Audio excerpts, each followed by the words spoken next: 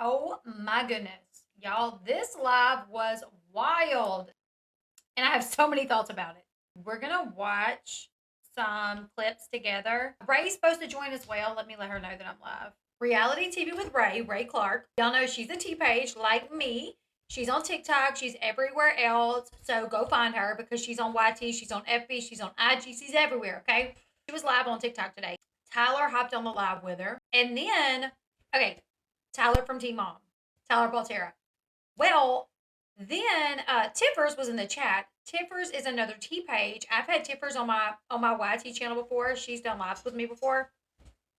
She also is a T page. Tiffersaidwhat is what her pages are called. And Tiffers is a huge Tyler critic. Okay. Tiffers is not a fan of Kate and Ty, calls them out on a daily, has a ton of content about Kate and Ty, like hammering down on them, okay? Well, while Tyler was on the live with Rei, Tiffers was in the chat, and Tyler basically said, like, hey, Tiffers, if you want to come up, come up. And at first, I think Tiffers was like, nah, it's good, I'm cool. And he's like, no, like, you have so much to say about me, come up. So she ended up coming up on panel, and it was wild the whole time. I'm like in the chat, just like saying so much stuff. I was even contemplating calling Rei at times because I had stuff. I'm like, Rei, this, remind them of this, you know? But I also was like, let me let Rei do her thing because the whole video is up on Rei's YT. We're going to watch some of it, but I'm going to stop and I'm going to commentate, okay? I don't want to take away from Rei's live. I do not want to do that. I don't want to take away from Rei's live. But I also have so many pieces of it that I want to watch with you guys. They went live, and not only Tiffers was live for, I'm not sure how long with them, and she dropped off, and then Kail joined the live, and Tiffers also covers Kail, and is not a fan of Kail. So when Kail joined the live, Kail come in like GUNS ablazing. This is the way that I feel. I feel like if somebody constantly talked about my life, and then I was like, hey, well, come, I'm on a live. Do you want to come talk to me? And you can ask me all the questions that you have, or tell me all the issues you take with me. So maybe I can give you a better understanding of why I did this, or maybe I can take accountability, or you know what I'm saying? I think that should work. Like, I think people should do that. Like, I feel like creators that sit on our platforms and we talk about these celebrities, if they ever give us the opportunity to, like, I talk about Mama June all day long, and I'm not like, I have called Mama June out each way that is possible over the things that she's done, right? And if Mama June ever said, Elle, let's jump on a live and tell me what your issue is with me, I would take it in a second. I'd be like, okay, you do not have to tell me twice. I'm on it, yes.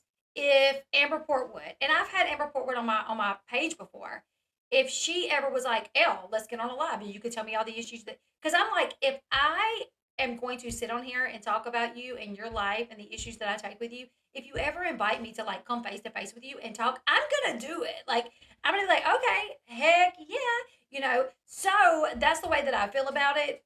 Not everybody feels that way, and that is totally their take. But I feel like, just as somebody that makes money off talking about these people, if they ever say, come talk to me. Like, I'm here to answer your questions. Any issue that you take with me, come on. I feel like, I don't know, like, we should be like, okay, because we literally sit on social media talking about them. I wish we could see the comment section, because they were getting a lot of comments, about, the messages with the minors. And of course, people were asking Tyler if he was gay. And there was like this rumor that Tyler left Caitlyn years ago when, like, 16 and Pregnant. It was like after the first season of 16 and Pregnant, I think, before they had Nova, that he left Caitlyn to come to Louisiana, to like South Louisiana, and he was in a relationship with some guy. He was asked about that, and he was like, dude, that was someone that was supposed to help me, like, get me into like modeling and like commercials and things like that. And he was like, yeah, I went, but heck, Kate came down for a little bit too. Like, so he addressed that. But I'm not gonna watch the whole thing. But I don't know, 18, 20. I just turned 20. I can't remember how old I was. A long time ago. We had a manager named Walker, And this is it. This is him talking about it, I think. Tyler, let's clear this up. Are you gay? He's so gay. So gay. Yeah. So gay. Dude. Oh God, it's so, after a while, it gets exhausting. Like, I don't even, oh, yeah, no, I'm not. I get kind of tired of, here's the thing. No one's going to believe me anyway. So it doesn't matter. Asking the question, I could say it a million motherfucking times. Elle said he's only gay on Thursdays. Yeah, Elle said. Yeah, there you go.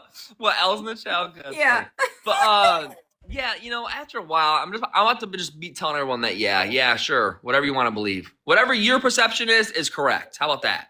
Because I'll tell you the truth, but your perception... I think it's because somebody said that you had left to go. It was when like you and Kate, when you guys were like way younger, and they said that you had gone to like Indiana or something. Oh God, yes, dude.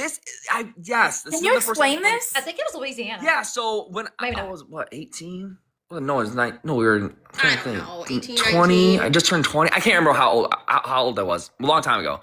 We had a manager named Walker, and he was like, oh, you should do all these things, and you're born to be an actor, and he was like really gassing me up a lot, and I was like, for a while, I was like, yeah, Walker, chill out, man. I'm just known to be on.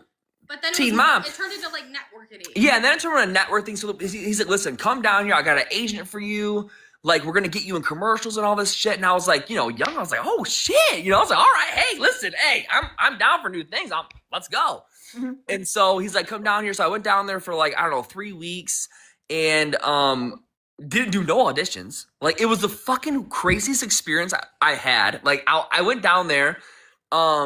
And people don't understand too that I went down there for a month too. Yeah, Kate came down there for a month with me in New Orleans, and it was like, so at first he was like, oh, we have auditions, I'm gonna have all these things, dude. What it was these fancy, rich as fuck people parties. Like, I'm talking like I ain't never seen this much money in my life. That kind of shit, weird. Like, they have fucking house servants and all this crazy shit, marble fucking walls.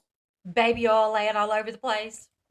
Anyway, so what ended up turning out to be was like pretty much like I just was like we were going to all these like networking parties, random as fuck. I don't belong here. But anyway, and so I kept asking like, when am I going to do an audition? You said we were going to like, like whatever, and it never happened. And so after like 3 weeks, I was like, I'm going back home. This is Walker. This was. Did they have like a black couch, and you were like, No, there was no auditions that happening. So I'd be all right, and there'd be like days that would go on, and I rented this little apartment. There'd be days that would go on, I wouldn't hear from him, and I'm like, I thought we were supposed to like do something, and he was like, oh yeah, okay, yeah, sure, tonight, actually, yeah, oh, we have something going on. And then I'm like, all right, cool. I'm thinking it's like an audition, right? Yeah. And it wasn't. It was another fucking rich white person party, and I'm like, what the fuck is going on? And so people keep saying that. What's wrong with our parties? We usually barbecue and stuff. They're fun. They're like Diddy parties. No, I like that. But it was like actually parties where I actually felt really uncomfortable because these people are like in suits and walking in and rolling up in their Rollses and Royces. I was like, this is fucking bro. And I don't have an ability to like be different than I am. So I'm like, hey, what's up? Yeah. And it was just fucking really weird. So after 3 weeks and no auditions, which is what the whole point of it was, I was like, I'm going back home. This is the stupidest thing that I've ever done. Yeah. You went because you thought that this was supposed to like further the... I didn't know what was going on. He kept telling me all this stuff. Oh my God, you're the perfect face for this. You know, whoa, all this weird shit.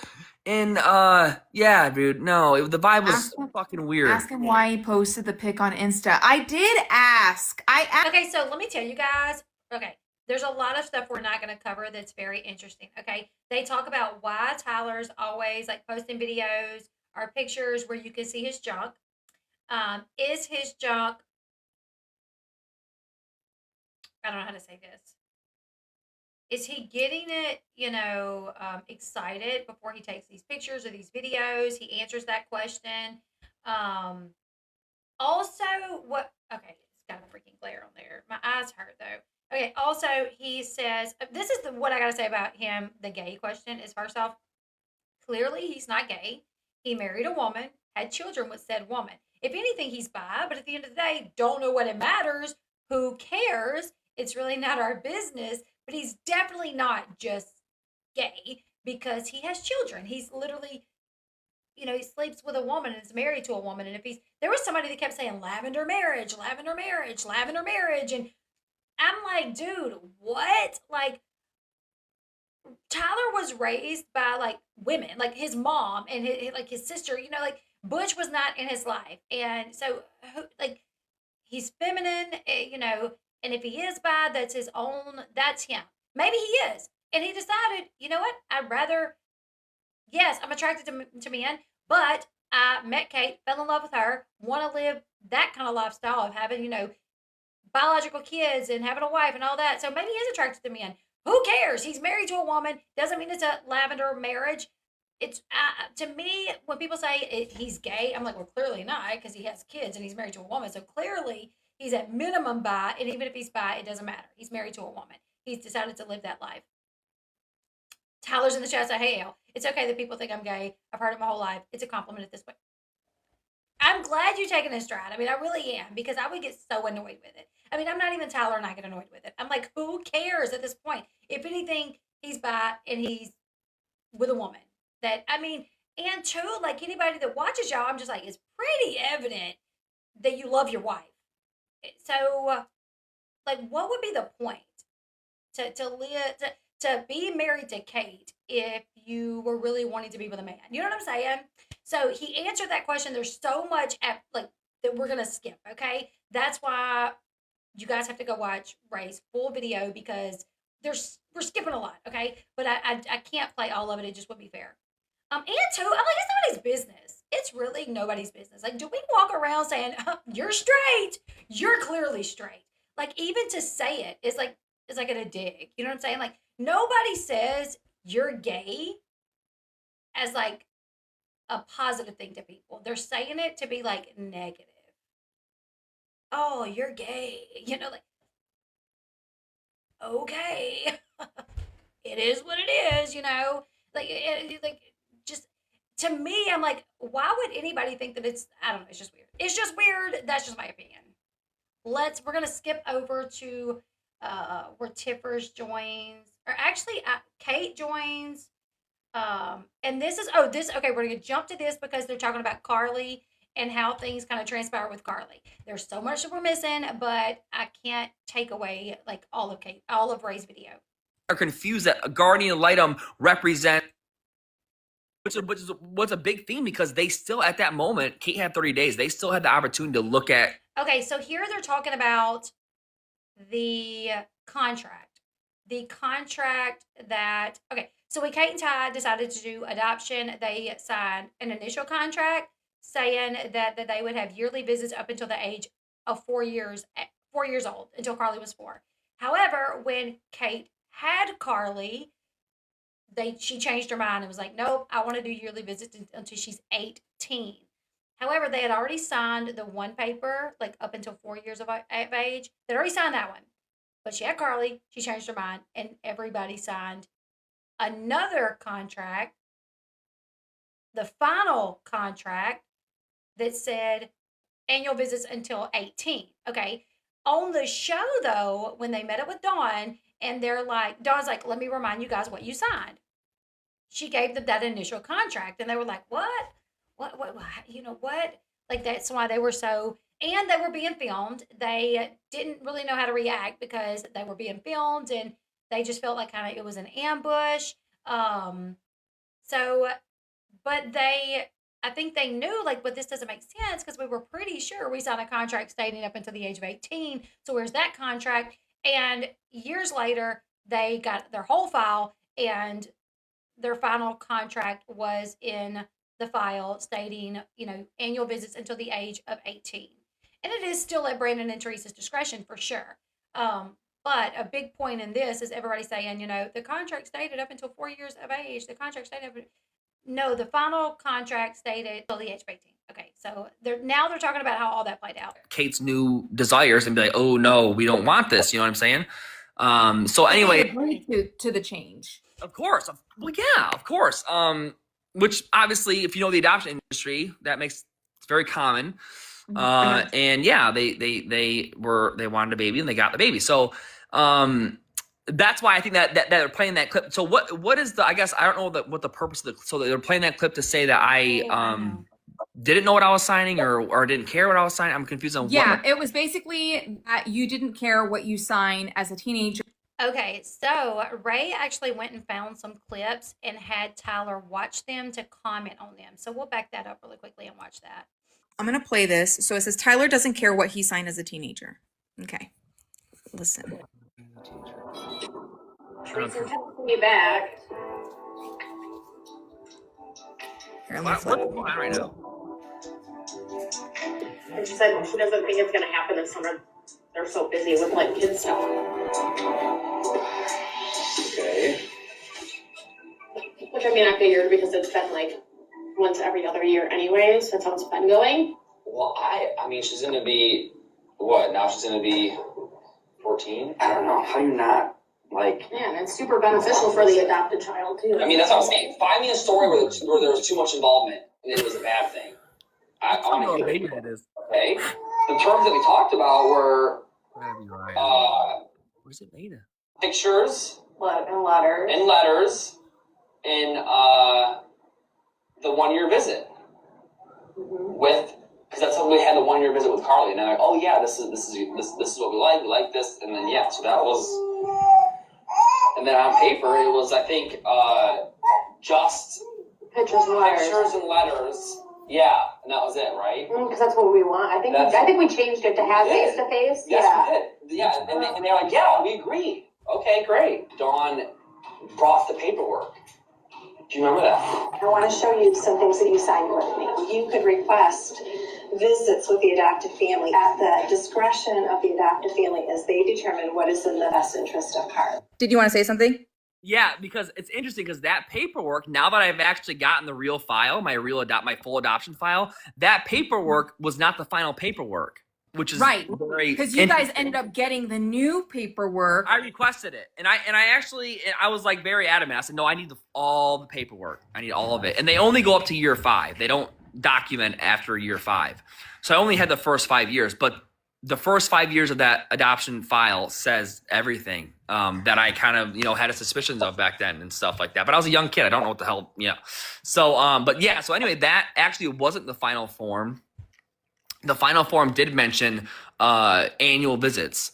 And so I just thought that Why was do you really think interesting. that paperwork, why do you think that paperwork was shown on TV and not the final form? So the reason why that was shown on TV was because Dawn got a request from Brandon and Teresa to remind us kind of in a way of what the deal was. And so that was Dawn's diplomatic way to like, hey, like, you know what I'm saying? So So basically, Dawn's always had to try to balance being in the middle of this. Keep Brandon and Teresa happy, still mediate with Kate and Ty. Because the second she makes, Brandon and Teresa mad, Brandon and Teresa could cut off communication with her. So if they request, hey, Dawn, remind them what they signed. And Dawn's like, oh, what do you mean? Because, the last contract that you guys agreed upon was an annual visit up until 8 years. Yeah, but remind them of, the first contract that they signed. So that's basically what Dawn did. She brought the first contract that they signed. When they first went into an agreement with each other, they all signed a contract stating until 5 years old. I think I was saying 4 years old earlier, but it's 5 years old. An annual visit until the age of 5. And then at that point, it would be, Brandon and Teresa could decide to continue or they could decide to stop the visits. However, once Caitlin had Carly, they redid the paperwork, or they did another contract that stated annual visits until 18. Brandon and Teresa agreed to those terms. But I feel like for Dawn and for MTV, it was kind of like manipulative. I don't know. Like that was because what happened from that point? Everybody's like, oh my goodness. So it was only till 5 years. Now that's literally what everybody says. That's what everybody says now. Reddit, every time I make a video, everybody's like, it was only for the first 5 years. And it's like, yeah, because that's what was shown on TV, but they're not showing the last contract that you guys agreed upon. And here's the thing, bottom line, no matter how many years you guys agreed upon, it's still up to Brandon and Teresa. It's at their discretion for sure. But at the end of the day, I think Kate and Ty just want people to know that before they handed Carly over to them, they changed things and they said, we would like to have annual visits until she's 18. And had Brandon and Teresa said, no, we're not going to do that, well, then Kate and Ty could have decided what they wanted to do from there. They could have decided, well, no, now that she's here, we don't want to only do for 5 years. We want to have more, we want to be insured. We want a little more assurance that, we're going to get our yearly visits up until she's 18. They could have made that decision. But Brandon and Teresa agreed to that. They agreed to 18, an annual visit up until for 18 years. That was the last and final contract. But I feel like both contracts should have came. Both contracts should have came, and it should have been like, okay, so you guys know this is when y'all initially signed, and everybody agreed to annual visits until the age of 5, and this is the last one that you guys signed. The dates on them, last after Caitlin had Carly, you guys agreed to this, 18 years of age. That way, the public would know the truth and know how everything really went down, because the public was not privy to the last contract that you guys agreed to. And it's caused a lot of people to, in my opinion, have a lot of hate towards you guys. In my opinion. That's why that paperwork was pulled. Sorry, I didn't follow. Like, I don't understand. What do you mean? What? We don't understand. Dawn was just being diplomatic. She was just trying to keep Brandon and Teresa happy by showing that contract, because she knew what Brandon and Teresa meant. All right, we're going to, and now Kate's going to come on and kind of explain things, because everybody's like, well, they had a guardian ad litem to explain things. They had a lawyer to explain things. Kate and Ty knew what they were getting into. They had a guardian ad litem. So Caitlin comes on to explain how the guardian ad litem worked. Rights. Mm-hmm. And then I saw a clip. So there was a clip where you and Kate were at a reunion, and Dr. Drew was talking to you guys, and he asked you guys, did you guys understand? Kate wanted to join. She's in the pickup line right now. I know. So I'm just sitting here because I wanted to add to what Ty said. So yes, I had a guardian ad litem for an hour out of the whole, let's see, 8 or 9 months pregnant. I started the adoption process at 3 months. So out of all that time, I had a guardian ad litem for an hour. I think people get it confused thinking that I had this guardian ad litem the whole process through the adoption, and that's not accurate. We never had anybody look at paperwork. We never had any legal representation. We never had anybody sit us down to help us understand what you're signing, what it looks like, nothing. And, as you get older and we've learned more, that's why me and Ty have talked about it more so now, where it's like, whoa, like so many things happened wrong. We should have had somebody from the outside, not related to the adoption agency, sit us down, talk to us, understand what we were signing and everything. Literally had a guardian ad litem for an hour to terminate my rights. That was it. Yeah.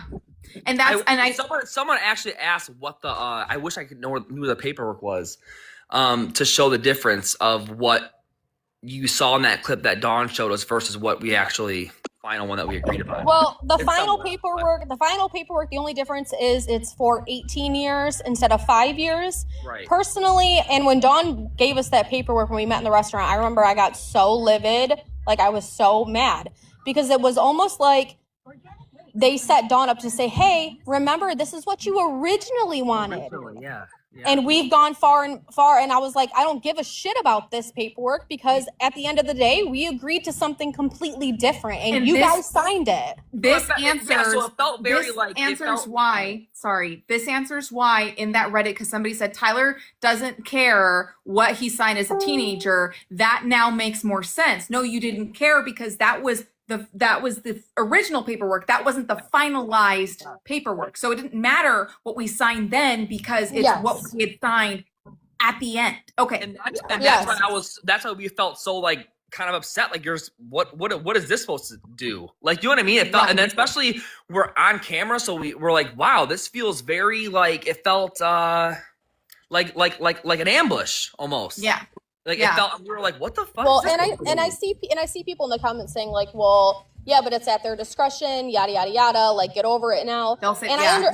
I understand that. I guess my whole point is, and like why me and Ty have adoptees on the podcast and all of these things now is, yeah, like I understand that, but when you make a promise to two 16-year-olds, okay, and then you go on for 15 years seeing this child, your children that you are parenting, getting to know their sister, be around their sister, all the things, and then you completely cut it off for no reason except for me, the birth mom, expressing my feelings to you, saying, man, this does sometimes I don't feel like you guys love me. That is wrong. Why? I don't give a shit about me and Tyler, but yes, at the end of the day, I give a shit about all of the girls, okay? You know what I mean? Like, you have my girls miss her. They've built relationships with her and stuff. Like, it's not fair to the kids involved. There needs to be, in my opinion, a complete change of this industry. There needs to be protection for the adoptee. There needs to be protection for the birth parents, because as how it sits right now, the only people that are protected are the adoptive parents, and that is wrong. People are saying that both of you, okay, so I'm saying you, they're saying that you guys got cut off because you didn't respect their boundaries. Not true. That's a perfect. I love that question. So let's go through the boundaries of what the boundaries were, because we know what the boundaries were. Even though you believe other people believe they know what they were, we'll tell you what the boundaries were. What were the boundaries? After that one time of me posting that photo, whatever, we had the conversation, it was all filmed, whatever. That was it. The next boundary after that was, hey, you can post a picture of her, but it can't be her face.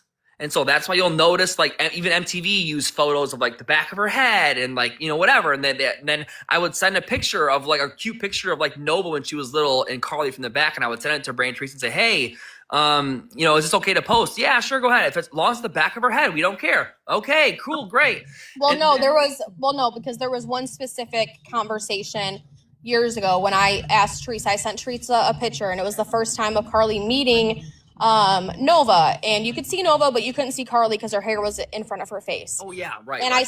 I sent it to Teresa, and I said, hey, can I post this picture? And Teresa said, she goes, you know what? She said, you can post it. And she goes, and you can post pictures of her as long as you just can't see her face. And so through over the years, when we've done visits and stuff like that, whenever we've posted pictures, it was only the back of her head. Like, you could see our kids, but not her. And that's how we've always done it since then, from me asking specific permission and then respecting that boundary.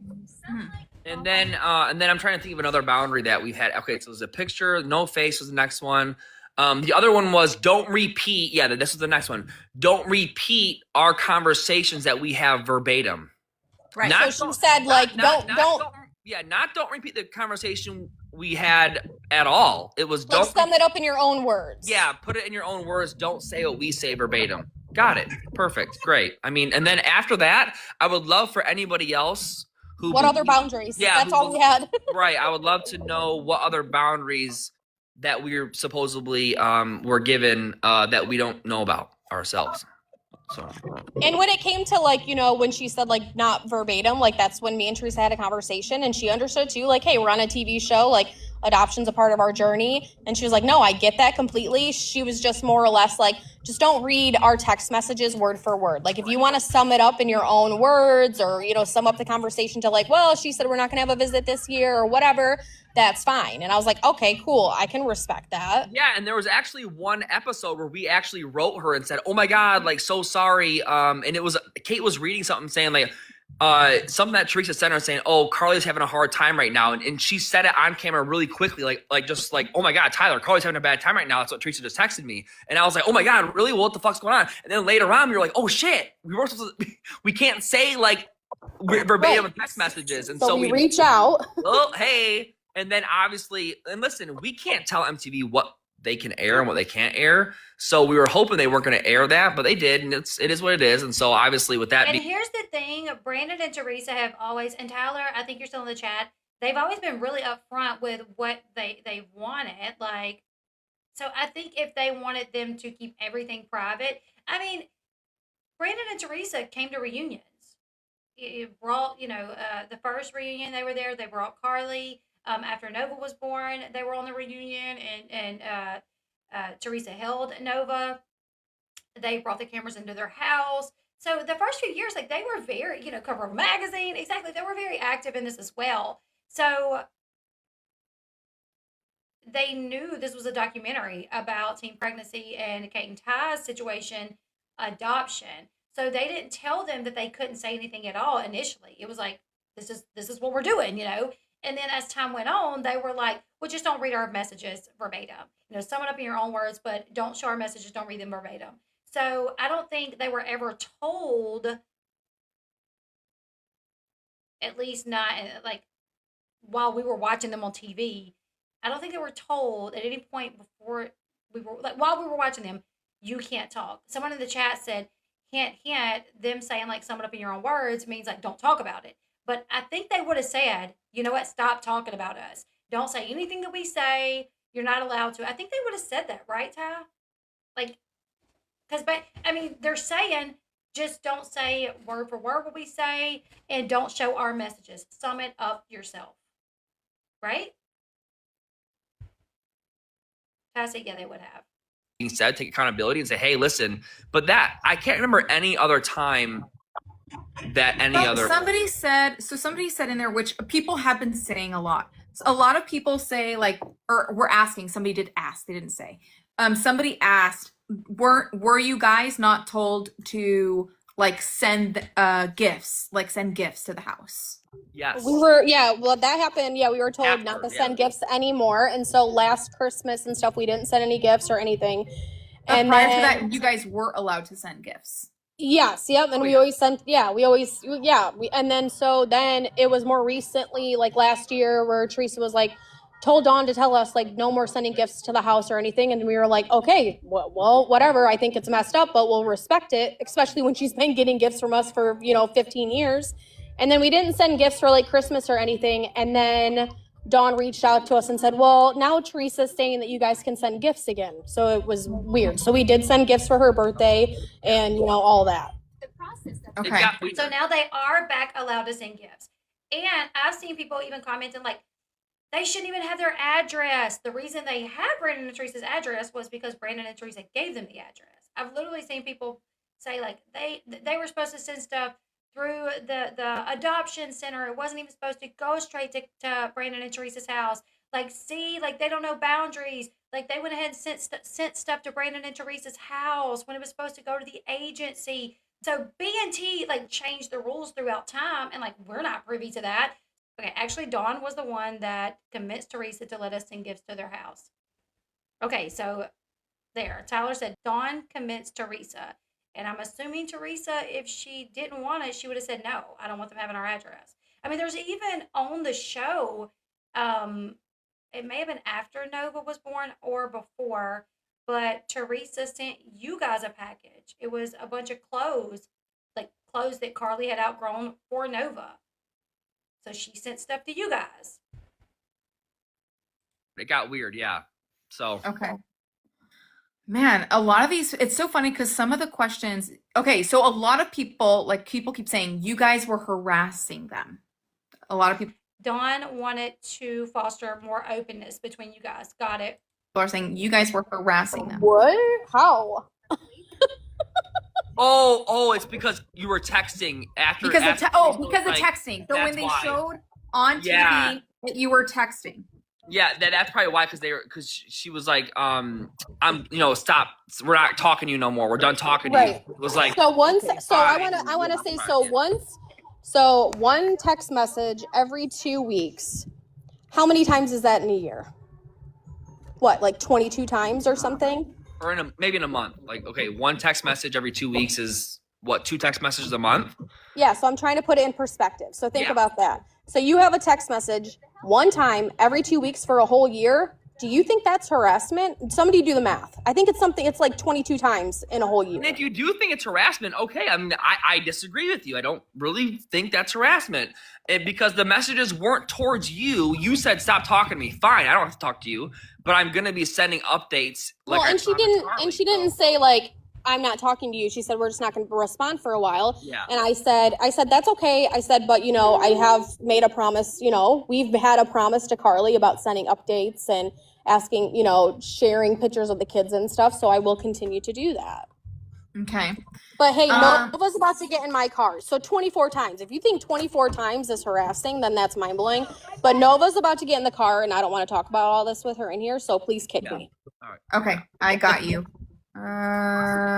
Disconnect. Okay. All right. So with what was it? There was something else that I was gonna say that people were saying in there. Oh, your friends only. Okay, yeah, I've seen that too. Ashley said Dawn had to go to them and say, "Why aren't you guys sending anything?" And Tyler said the span that they went where they hadn't sent anything. Kate had been getting treatment. So while Kate was getting treatment, they didn't send anything during that span. She came home. Not long after she came home, the cameras are there, which the cameras were there when she was gone too. Cameras were there, she was gone. Cameras are there when she returns, and Dawn sits down with them and is like, "You guys haven't sent anything in a while," and they're like, "Oh yeah, we haven't." And like Tyler said, they take full accountability for that. And I couldn't even imagine, like, man, my life being on television. If I had a daughter that I placed up for adoption, and then I have a spouse who is dealing with a lot of mental health issues and having to be, go get help, and I'm at home with, our other child, and yeah, I would hope that I would not slack on that. But if you're like a parent there with a child, a young child, and your spouse is getting treatment, who literally wanted to themselves when they went to treatment, I don't know. I'm a very forgiving person though, and I'm a very empathetic person with people. Like I can understand how if Carly was used to getting gifts and then all of a sudden it stopped for a year or 2 years or whatever, how that might be like for her. She might be like, "What what's going on? Why have my parents not sent anything?" But also I could understand why maybe that have happened, and for Kate and Ty to say listen, this is what was going on, but we get it. We should have done more during that time. Okay. A lot of people believe that was an issue with why they're because a lot of people are saying, well, don't you think that you having. I love that comment, Juju. This is their first time living, just like ours. This is all of our first time living. I mean, unless you believe in reincarnation, but then we don't even remember that. So, but the first time going through adoption and dealing with a wife who's going through a miscarriage after having a baby. And so when Kate had Nova, and correct me if I'm wrong, Tyler, but she had really bad mental health issues because for one, it brought her back to putting her daughter up for adoption. And then she had oh my goodness, I can't even remember what it's called after you have a baby. And I had it. What is it called?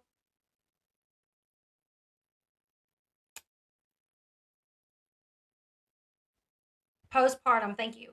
So Kate had severe postpartum and they're dealing with that. Then she has a miscarriage. She literally, I remember the clip of where she's in the car and she is saying that she thought of every way possible that she could off herself.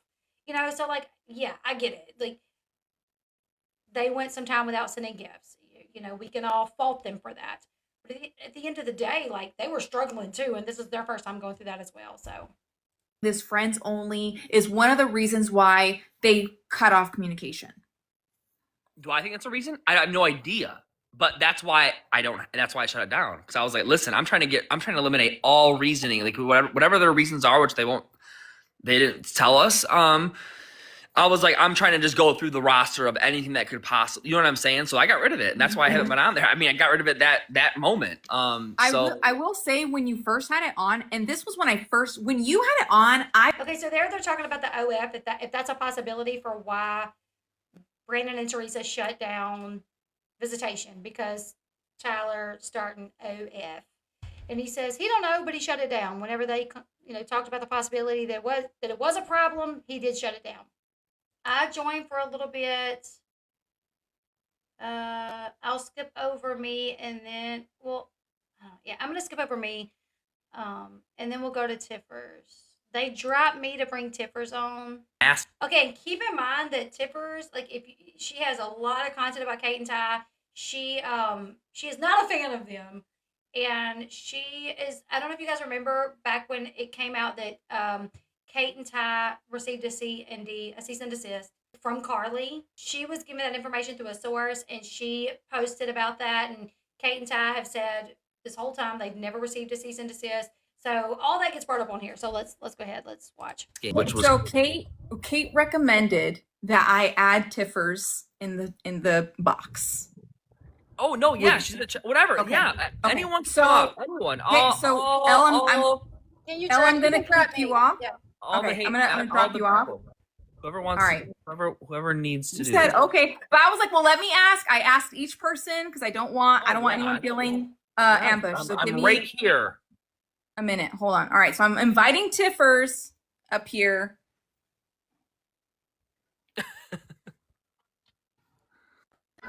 Hello. Hello. Hello there. The stage is yours, girl. Oh, okay. Let's see. I should probably actually fully connect here with my hot mess self.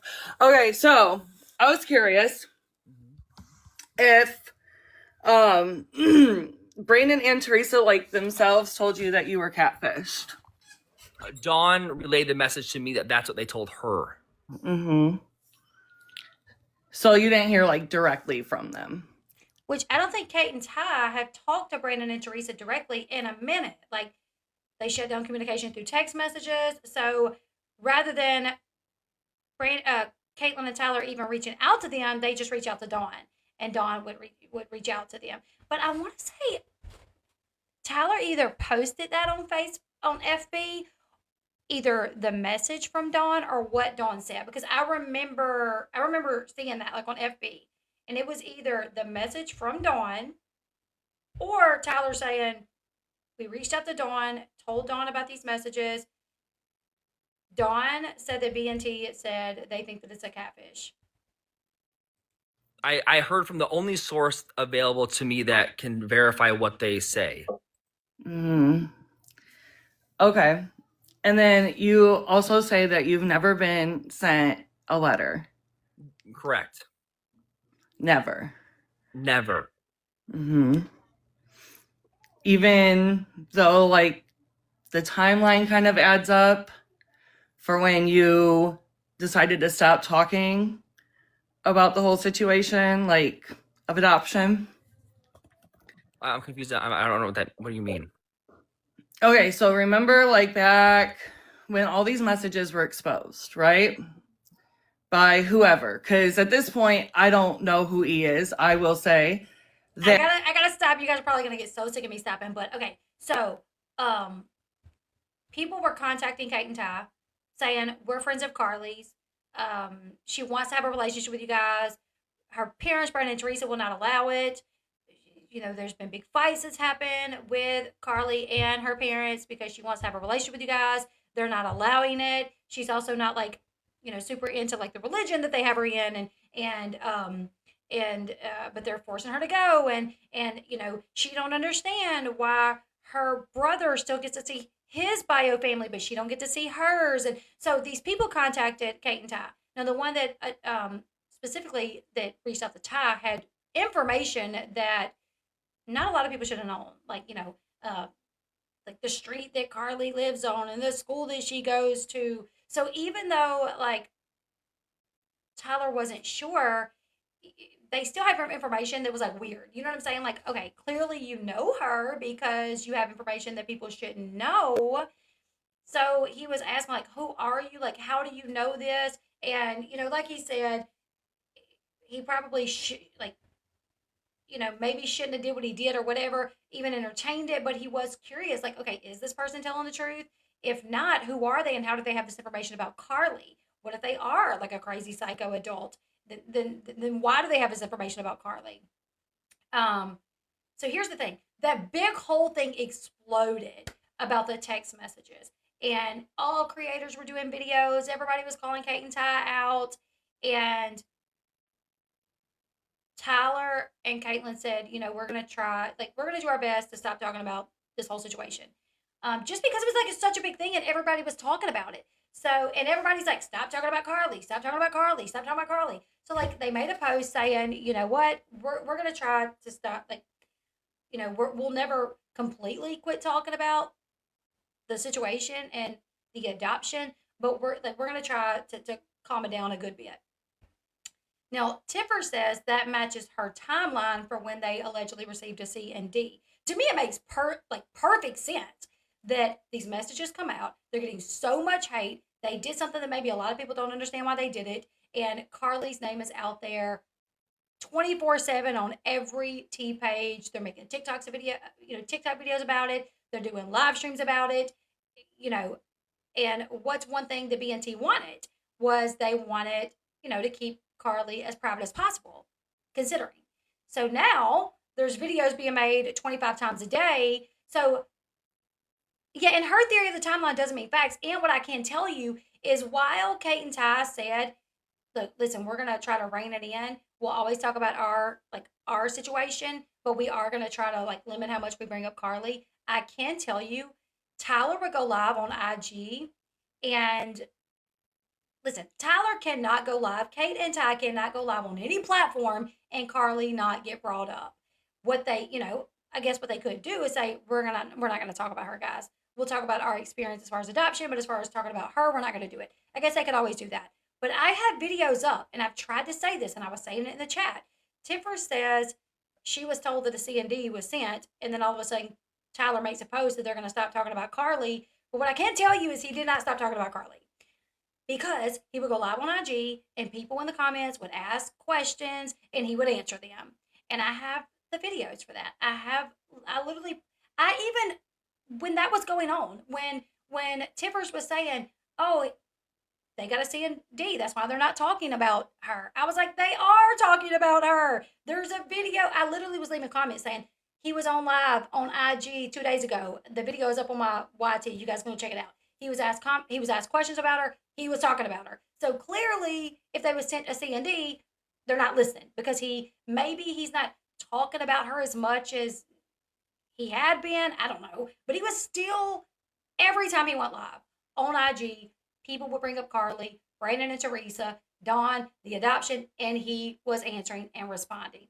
And in the middle, I remember Tippers did a ton of lives saying, well, why do you guys think that they've stopped talking about her? And I'm like, no, they haven't. They are. Go check out his IG. Catch him live on IG. You'll hear him talk about, you'll hear, he's answering questions. So yeah, one of her things was with the timeline. But wouldn't it make sense for you guys too, if you're in this position and now something big just happened and now your adoptive daughter, who her parents want her out of the limelight as much as possible, something that happened that you participated in has caused every T page to make endless amount of videos. Wouldn't you too be like, okay guys, we're gonna we gotta shut this down. We're gonna try not to talk about her. We're gonna try to shut it down. Sorry, let's please calm on this down. Can everybody just stop talking about Carly? Sorry, because this is out of hand.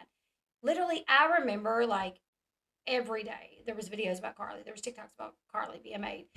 So wouldn't it make sense that they would do that? Wouldn't it make sense that they would be like, sorry, everything that's happened, now all these videos are coming out, everybody's talking about Carly 24/7, we're going to try to rein it in.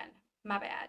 It doesn't mean that a C and D was sent just because they said they were going to rein it in.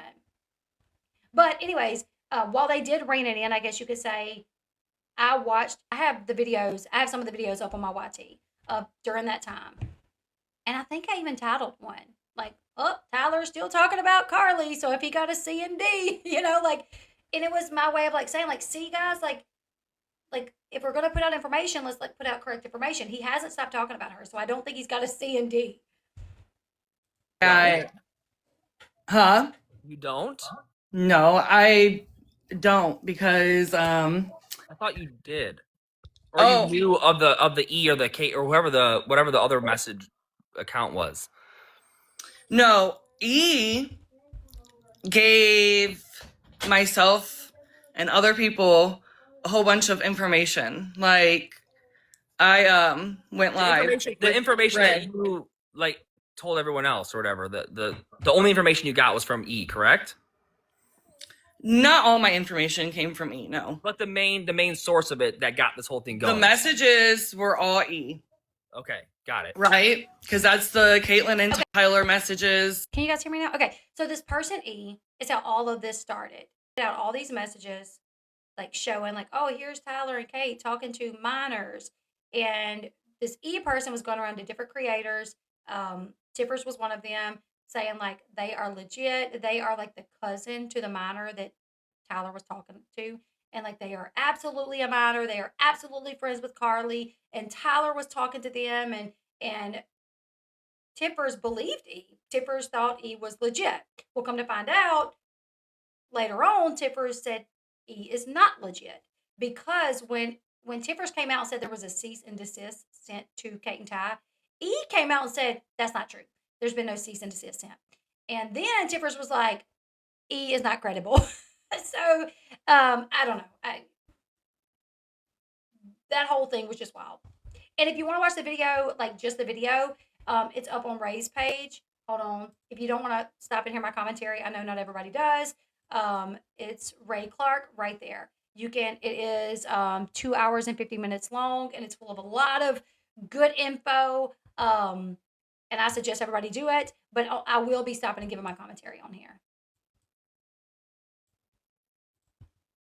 Okay, so E was the person that released the messages and said, I am the cousin to the minor that Tyler was talking to.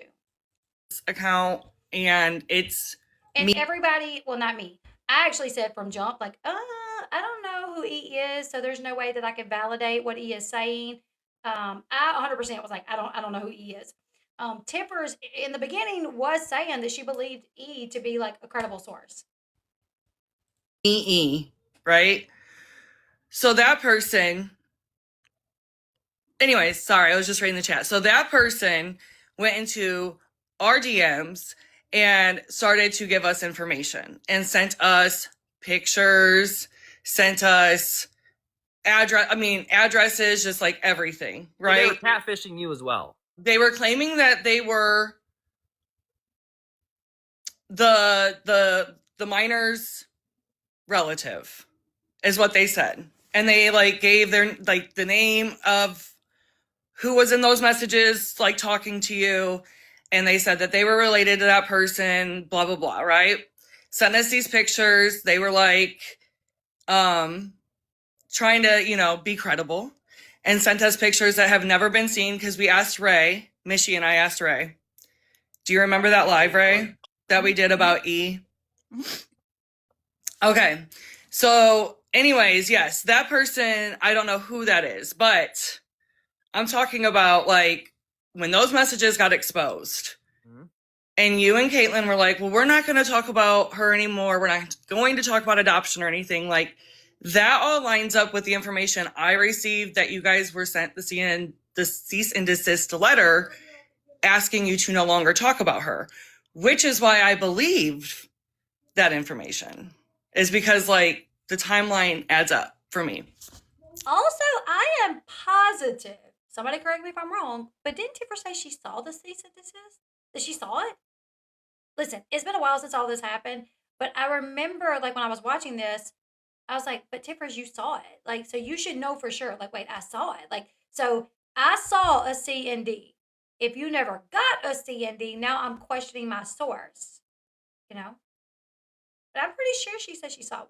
Tiffers, if you're in the chat, can you let us know? Didn't you say you saw one? Isn't there a video where she said, like, she saw it? From what I'm observing, should I say? Oh, okay. So you think the cease and desist is real because this person told you, and it lined up with what not E. Don't get confused. I'm saying that. No, I'm saying that when that person was exposing your messages, right? Mm-hmm. Okay. So around that same time, another person that I will not name was letting me know that that was when you guys got a cease and desist. Oh, like so around that same time that those messages came out was the same time you were sent the letter. So now there's two sources you have, E and this other person. Yeah, well, Eve is like a source for everybody. I don't think that that's even like a secret at this point because I mean they literally made a whole page. You know what I mean? Just to clarify, but you've never, so you were told this about the cease and desist, but you've never seen the cease and desist. I didn't say that. Oh, so you've seen a cease and desist? I have information that I get from another side of this. All right, so I have people. Okay, let me just say this. You guys, please put yourself in Tiffer's position. This is a couple that you literally cannot stand. I mean, Tiffer's has made that. I'm not saying that to like bash Tiffer's. This is something she's made clear. She does not like Kate and Ty. She, does not like the way that they profit off Carly's name. Like, so she's a lot of issues with them. If you wholeheartedly believe that a cease and desist was sent to Kate and Ty, and that Kate and Ty's lying about it because you saw it, and you're on a live with Tyler, and he's saying, no, we never received it. Wouldn't that be the first thing that you said? I saw it. Tyler, I saw it. Are you really telling me you never got it? Because if you never got it, but she didn't want to say that. Like, when Ray's like, but didn't you see it? She was like, so my thing is, I would want to be like, if this was the truth, if I really saw it, my reputation would be very important to me. Like, it is important to me. I would be like, no, but I saw it. And like I said, I was pretty sure she said that in the past when all this was happening, that she had seen the cease and desist. And that's why she knew that they were lying, because she had seen it. So I would want to say that I seen it. To me, it doesn't make sense to not want to come out and say that you seen it unless you really didn't see it. You know what I'm saying? Wouldn't you want to say you seen it if you seen it? Right? I would have been like, I saw it. What do you mean you didn't get it? I saw a cease. Which, here's the thing. Anybody can type up a cease and desist and say who it went to. It doesn't mean that they ever sent it out. But I would at least be like, well, let me tell you. Because Tivers is the one that put out the info that Kate and Ty was shut down by Carly, that Carly sent them a cease and desist. And like I said, I'm pretty sure she said she saw it. And she was really pushing that. I know y'all got it. I know y'all got it. I know y'all got one. So if they're saying no, no, no, no, no, I would have no issue. And I would absolutely say, I saw it. I saw it. So if you're telling me you never got it, I'm questioning my source, or I'm believing you're lying. Anyways, I just thought it was weird because to me, that would be the first thing out of my mouth is that I saw it. I wouldn't not want to say it. I would not want to say that I saw it. I would want to say that. That know you and Caitlin that give me information. Oh. And then I also know people on the other side of it that give me information. So you have someone that knows so you're saying you have two sources. E's not a real one. The one I that have multiple sources. I'm sure. So the one is related to us or knows us. I do have people that know you. I didn't say related now. I said that know you. Okay, so they know me. All right. So one of your sources is someone claiming to know me, and then the other one is you said someone from another side, or yes. What other side? I have people that know Carly's family that have given me information. Oh, and how do you know that they know Carly's family? I've verified. The only one that got me was Tiffers. I will say I don't think you're very good at verifying or vetting your sources. That's the only reason why I asked. It's how do you know how I verify or vet my sources? E didn't only fool me now. This person has infiltrated Carly's whole life and found another website that her and her friends use quite often that I will not say. And they found information to feed to us to have us believe that they were credible and all that. And I didn't question much of it. Why? Until they tried to come for me. And then I was like, wait a minute. Tiff? Huh? Why did you not question it? Because, like I said, they were coming off as a credible source. Yeah, but that's part of vetting is you try to ask questions, you figure out, you know what I mean? So that's the only reason why I asked. So this person so E, we all know E is fake and a catfish. So it's I'm not disputing that, and I did a whole live with Rei even in it, where I do not dispute that. okay, but the other one you're saying that knows us and that is related to Carly's family or something that's legit for sure. My other sources are legit, yeah. And like, and for sure. how long did you believe E was legit? For like a few months. Okay. Like for however long the text message gate was going on, where all the messages, because they started tagging me because I was covering it every day. I was going over all the messages every day. So then next thing I know, they're tagging me and other creators that are also covering the messages. And then next thing I know, that's when we start messaging. So let me ask you a question. If E never if E never exposed herself, you still believe her as a source, correct? I don't even know if he's a she. Could be a he. I don't know. But the information that they were giving was very believable. And again, if I'm not the only one that's believing it and other people are the same, I mean, obviously they were crafty there for a minute. But regardless, I mean, for me, I was just exposing the messages. That was really my whole role. Which that's like your thing. I understand. And I like no hate. Yeah. Everyone can, yeah. But so how did you know E wasn't legit? When they came for me about the cease and desist and acted like they wanted to be the only ones to be a source for the whole situation. But how does that make E fake? Oh, well, they were fake because they came for me and they acted like they wanted to be the only one to have a source. That don't make them fake. Just because all of a sudden E and Tiffers were fine and Tiffers validated E. Like there's videos where Tiffers is like E's legitimate. And then all of a sudden, because E comes for Tippers and says, no, there was no cease and desist. I know this for a fact. Nobody sent a cease and desist. Then all of a sudden, Tippers is like, E's not legit anymore. Nope, E's not legit. That doesn't mean E would not be legitimate just because she said something that you're saying is not correct. And that wasn't, to me, that's not E coming for Tippers. If E is in the know, like everybody said that he or she was, well, then maybe they would know. Or maybe, you know what I'm saying? Like, I don't know. To me, that's not a legitimate reason to say all of a sudden now this is not a good source. Well, because they came for me. And they wanted to be the only one with information because they came for me. What? That's not true. That doesn't mean they're not a credible source. I need to know why they're not a credible source anymore. To me, what would make more sense if all of this was true? What would make more sense would be for Tippers to have said, because I knew for a matter of a fact that a cease and desist was sent.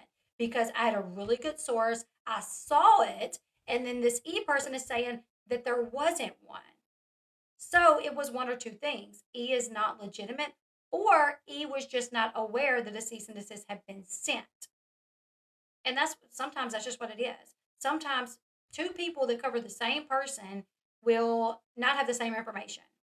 That's happened with me several times. I've put out information on stuff, and then a media outlet, will write an article saying that it's not true, because their sources hasn't told her. And I'm like, maybe your source doesn't know about it yet. You know what I'm saying?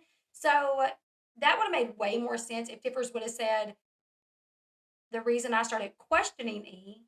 But Tiffers even said herself back then that not a lot of people knew about it. That it was like very hush-hush when it all happened. That Carly wanted to send a cease and desist. And because she had like a really good source on the inside, she was privy to the information. So it would make sense that unless E was like in the family or super close, that E might not know yet. So to me, if it was me and all this was legitimate, I would just think, oh, E just doesn't know yet because not a lot of people know. And the only people that know is the family and a couple of people outside the family. And that's how my source found out. So E clearly just doesn't know that a CND has been sent. I would not think E is not legitimate all of a sudden. Does that make sense to you guys?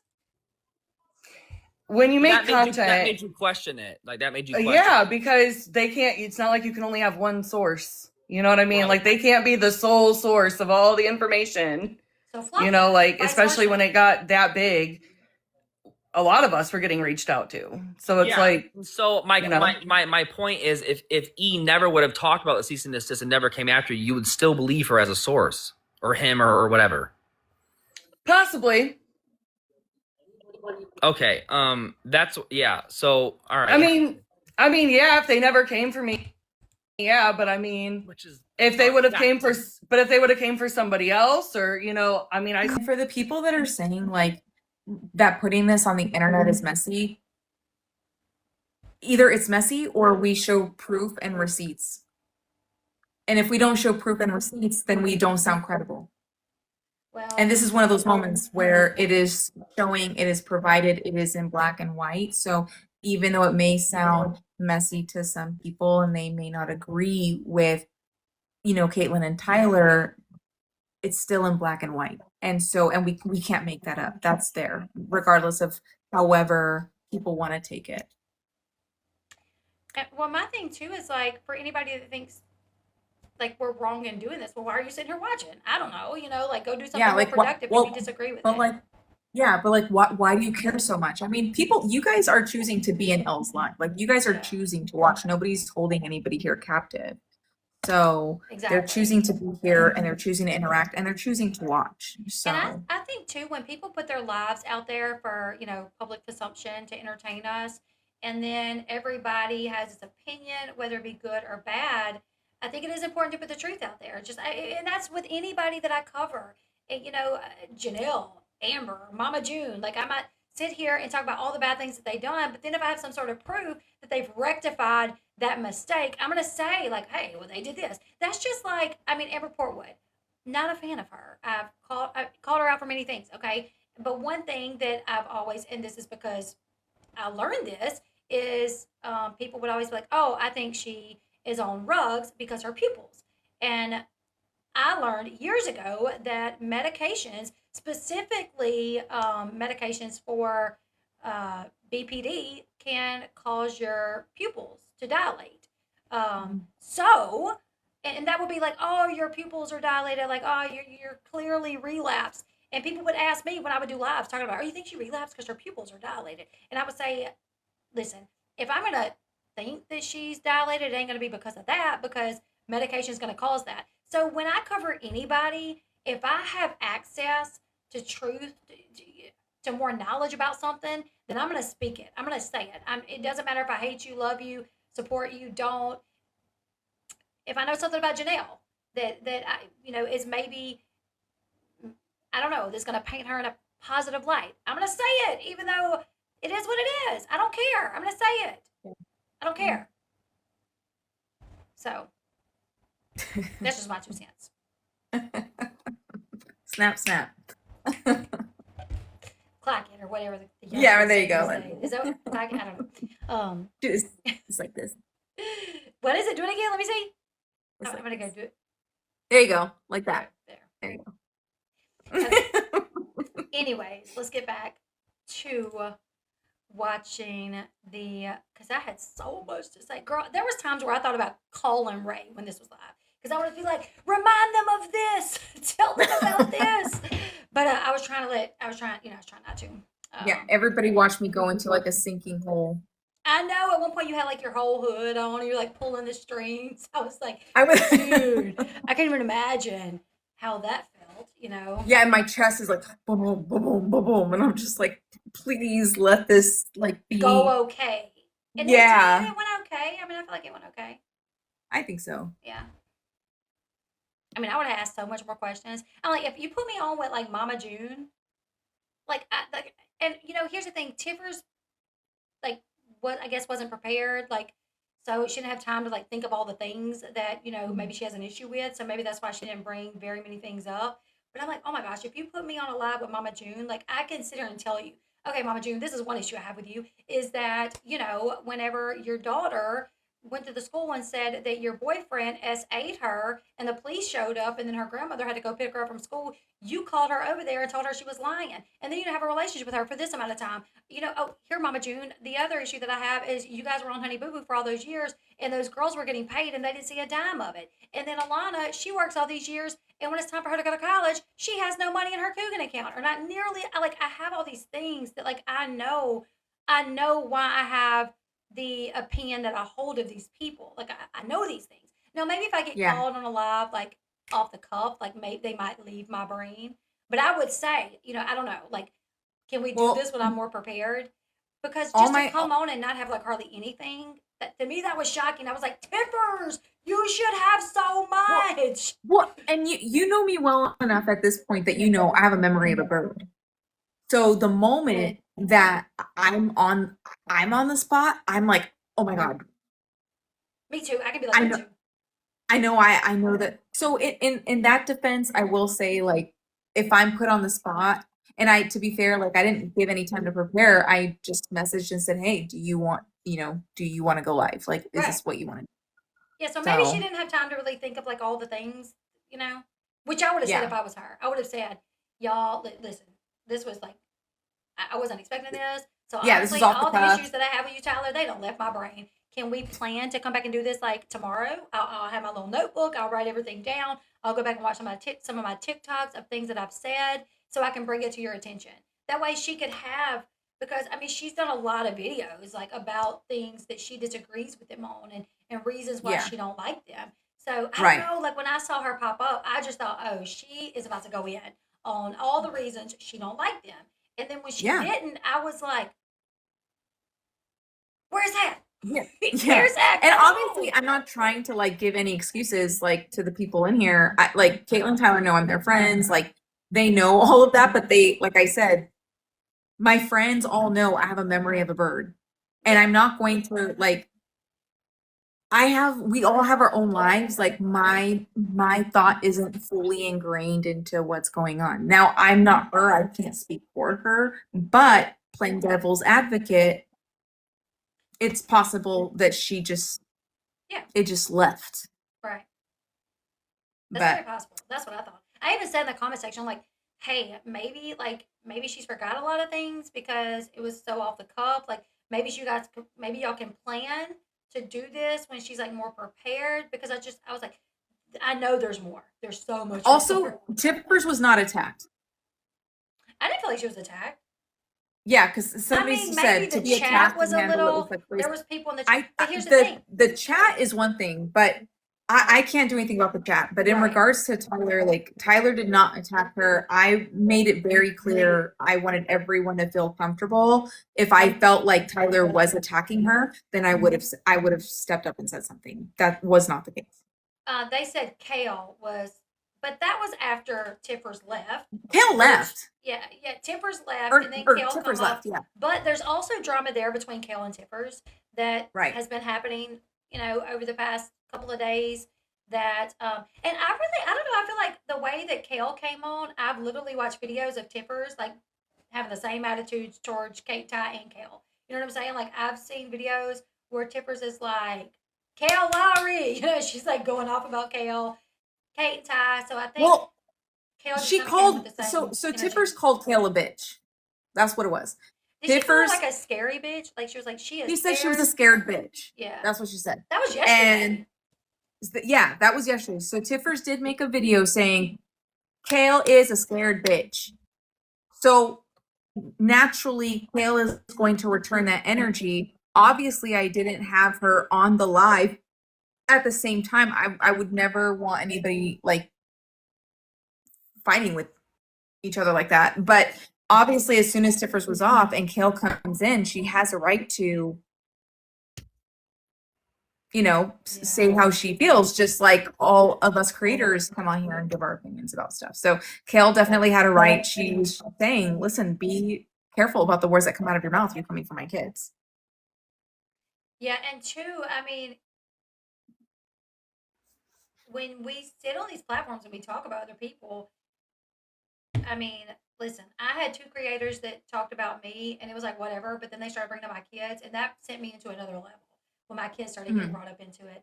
And I think Kail came on because here's what happened with Kail and Tiffers. A little bit that I know, you probably know more than me, but I know that Tiffers used to like report on Kail in a positive way. She used to like Kail.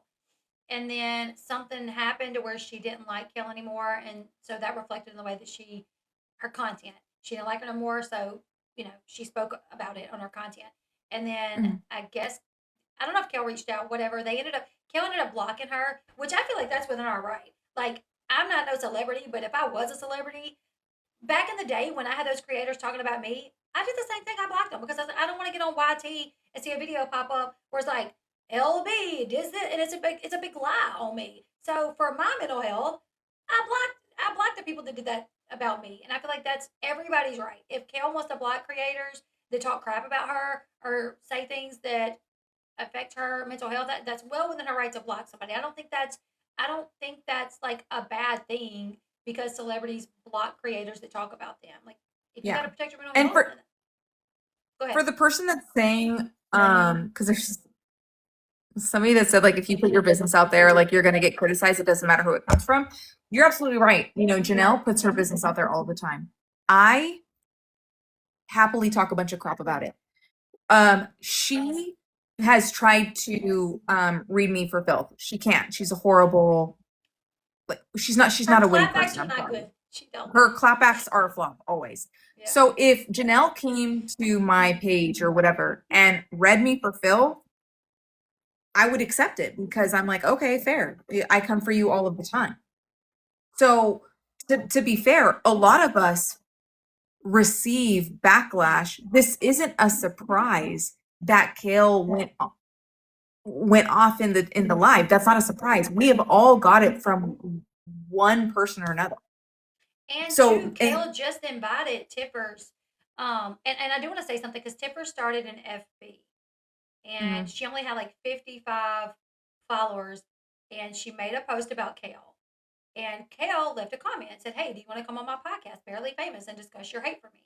And Tiffers was like, "No, I don't." And at that point, I think Kail must have blocked her, and probably because she was like, "Okay, hell, you know what? I'm gonna block this page because what's the point? I've offered you to come on my podcast to talk about it. Come face to face with me where we can sort it out. You can tell me what your issues are." And she said no. So honestly, if I was Kail at that point, I would have blocked her too because I would like, Kail, what's the point? So she blocked her. A lot of Kail's fans were in the comment section saying stuff. And so then Tiffers was like, okay, well, let's do a TikTok live where we'll go live and we'll chat. I don't know if Kail saw it. I don't know if she already had her blocked, but Tiffers realized that Kail had her blocked, and then Tiffers did a video saying like, oh, Kail, you're scared, BITCH. Because, and she said something like that Kail like is clearly watching her to know that she had a Facebook page. I love TikTok Shop. That she had an FB.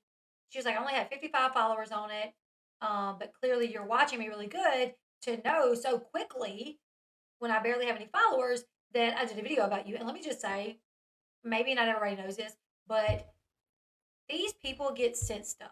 Like, I don't think any of these celebrities are just sitting around watching our pages. But what they do, and I'm not even a celebrity, but when somebody, back in the day when those creators used to talk about me, I would get inundated with, hey, they're on a live talking about you again. Hey, they did a video about you again. Hey, so that's how I would find out. I was literally not watching their stuff. I had them blocked because I didn't want to see it, didn't care. They lied all the time. So, and I would literally be every single time people would come and tell me that a video. So more than likely, Kail's not sitting around watching anybody's stuff to see if they talk about her. She was probably alerted, like, hey, Tiffer's got a FB now, and she just made a post about you. And then Kail went to look for herself, saw it, invited her to come on, but she declined. And that's well within her right to decline. To me, I'm not going to decline anybody that I sit on here and talk about, especially if it's a podcast and it's a successful podcast. Or bring me on, we'll talk. I'll tell you why I like you, why I don't like you, what you did on TV that made me mad, what you did on TV that I loved, and why I talk about you. I will do it. You know what I'm saying? Because that would be smart. But Tiffers didn't want to do it, and that's well within her right to say no. But I think that's probably when Kail blocked her. I don't think she blocked her after. To me, that would make sense because the way that Tiffer's video was like, Kail is a scared ass bitch. I'll stand 10 toes down on this because she asked me to go on her podcast. I said no. Then all her fans are in here talking crap. So I said, okay, let's do a TikTok live. And then she blocked me. So she's scared, clearly. And I'm like, by that sentiments, and this is no shade towards Tippers, and I'm sure she's going to take it this way. But I'm just like, by that sentiments, if Kail is scared because you offered to do a TikTok live with her and she blocked you, which we don't know if she blocked you before or after, then why was she not the scared bitch when she literally offered to bring you on her podcast face to face? You know what I'm saying? It doesn't make sense.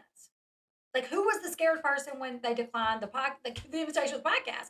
Like, if somebody's scared because they declined to speak to the other person, well, you decline first. So that kind of threw me for a loop, and I'm like, girl, no, this isn't making you look good.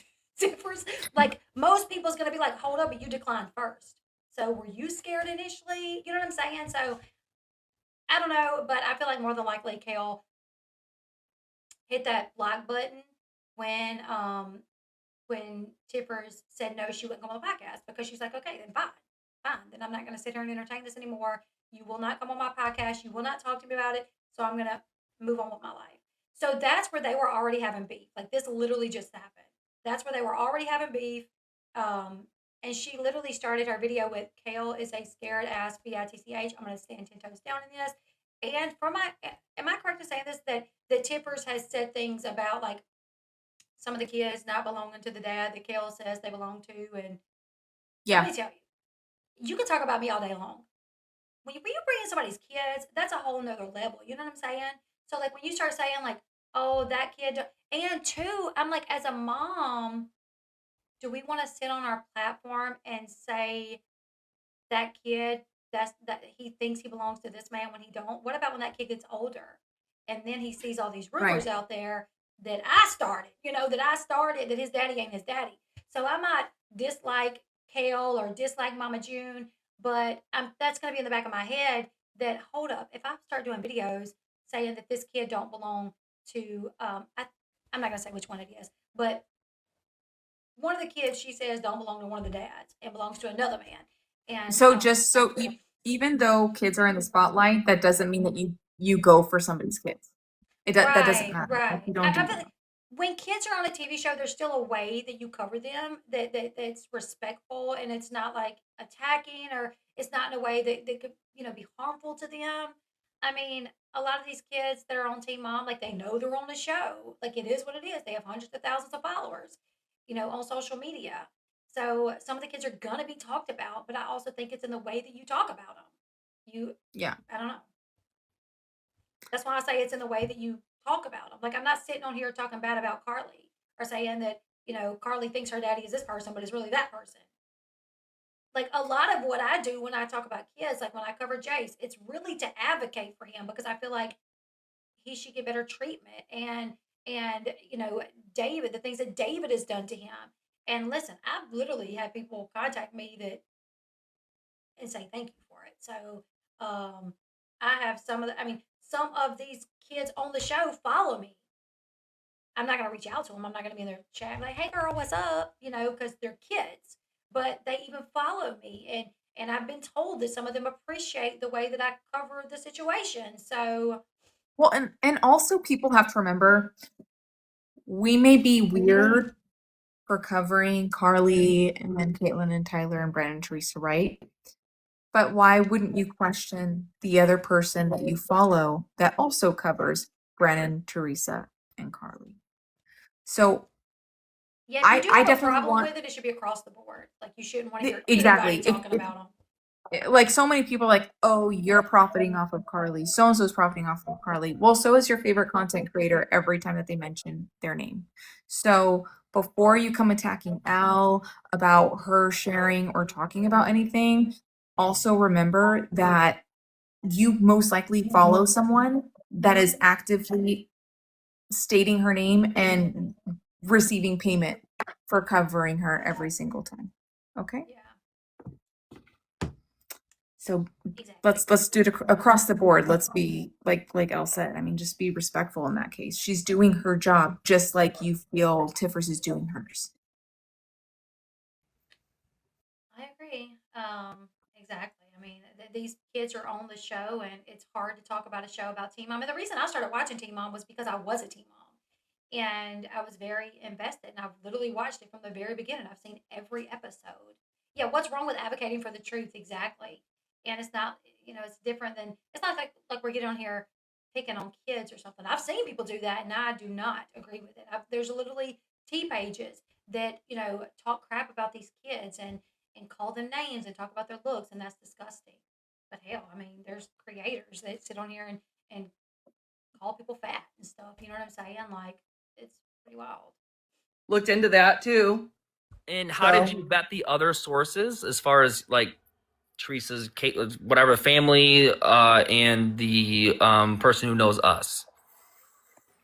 I've had a lengthy relationship with one of them. Oh, okay, a lengthy relationship. And lengthy in terms of what? How many years? 2 years, 1 year?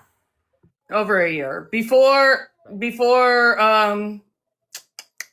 the leaks even started, actually. I even did a live with Elle Bee nearly a year ago, and Probably we started getting into discourse because that's not true, though.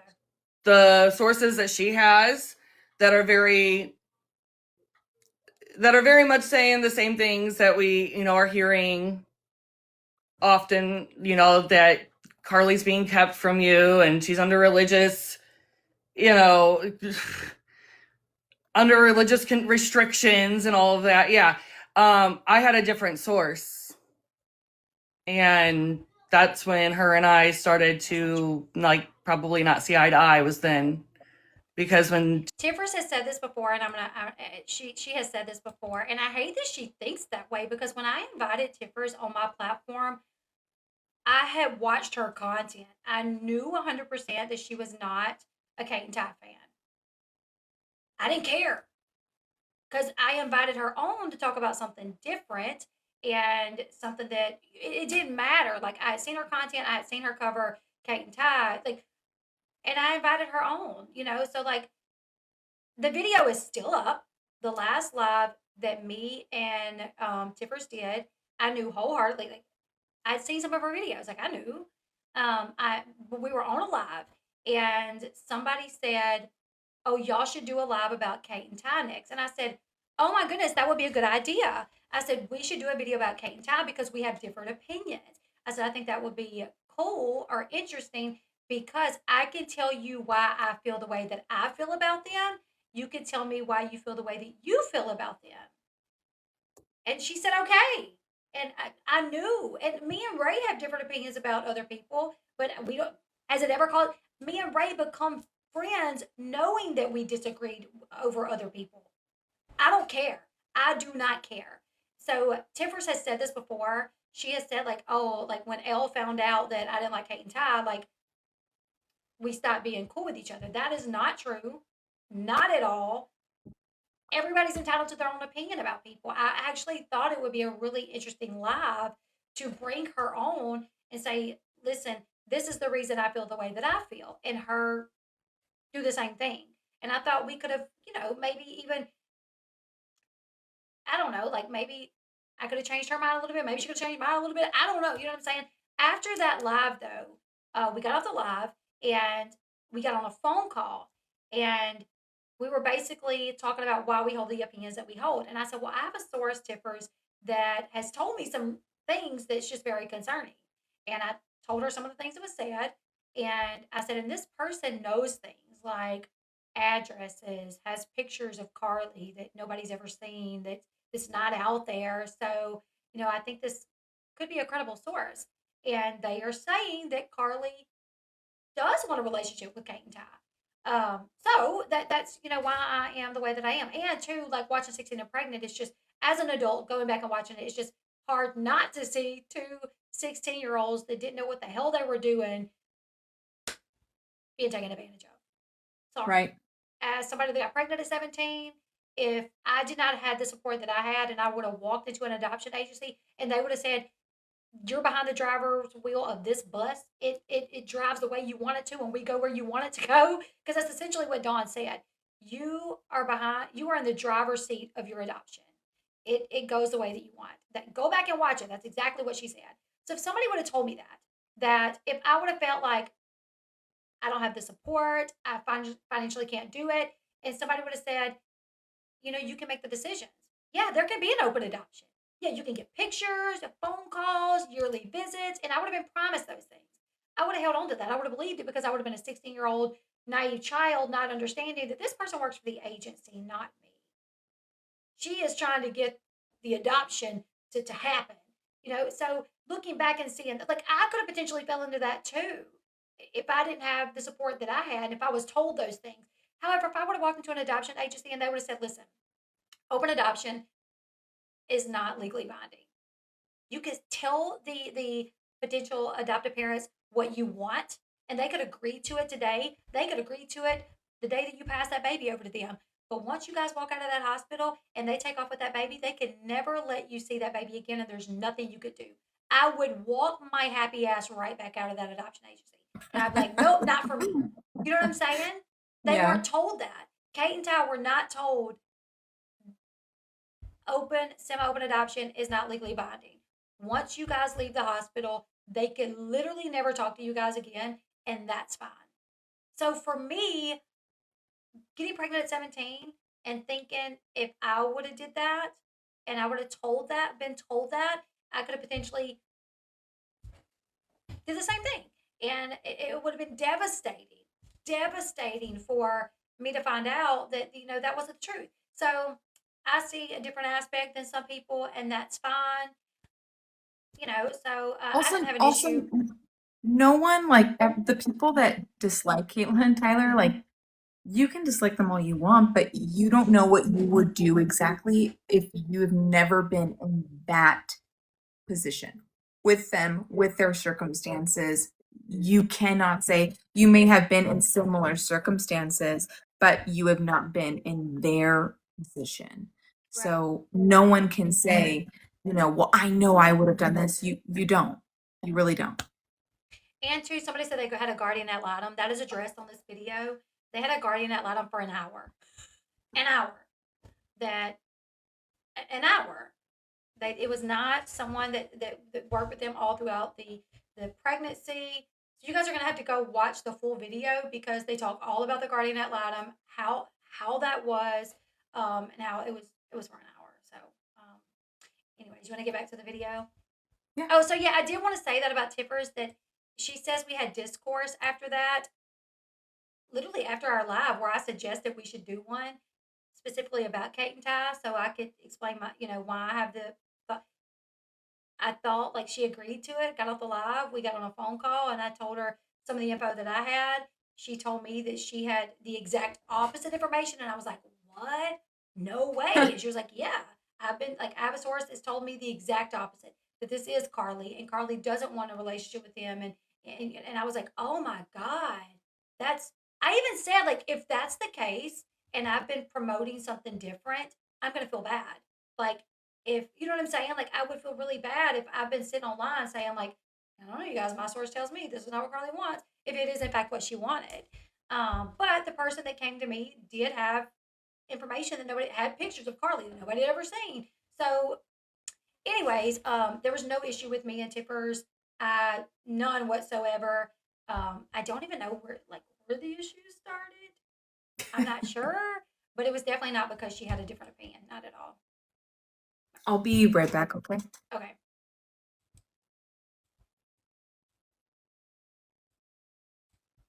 She was getting information. I questioned it because I was getting the complete opposite information.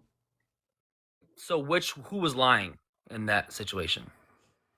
That's up for the viewer to decide. That's up for you to decide even. Like, I'm not going to tell you who to believe and who not to believe. I'm just saying that, I believe my sources. Elle believes her sources. Ray believes her sources. Like, you believe your sources. Do you know what I mean? Yeah, no, I know, but Elle and Ray haven't, they vetted their sources very thoroughly and they haven't, you know what I mean? So, so they're the only ones that can thoroughly vet a source, right? Well, Just those two.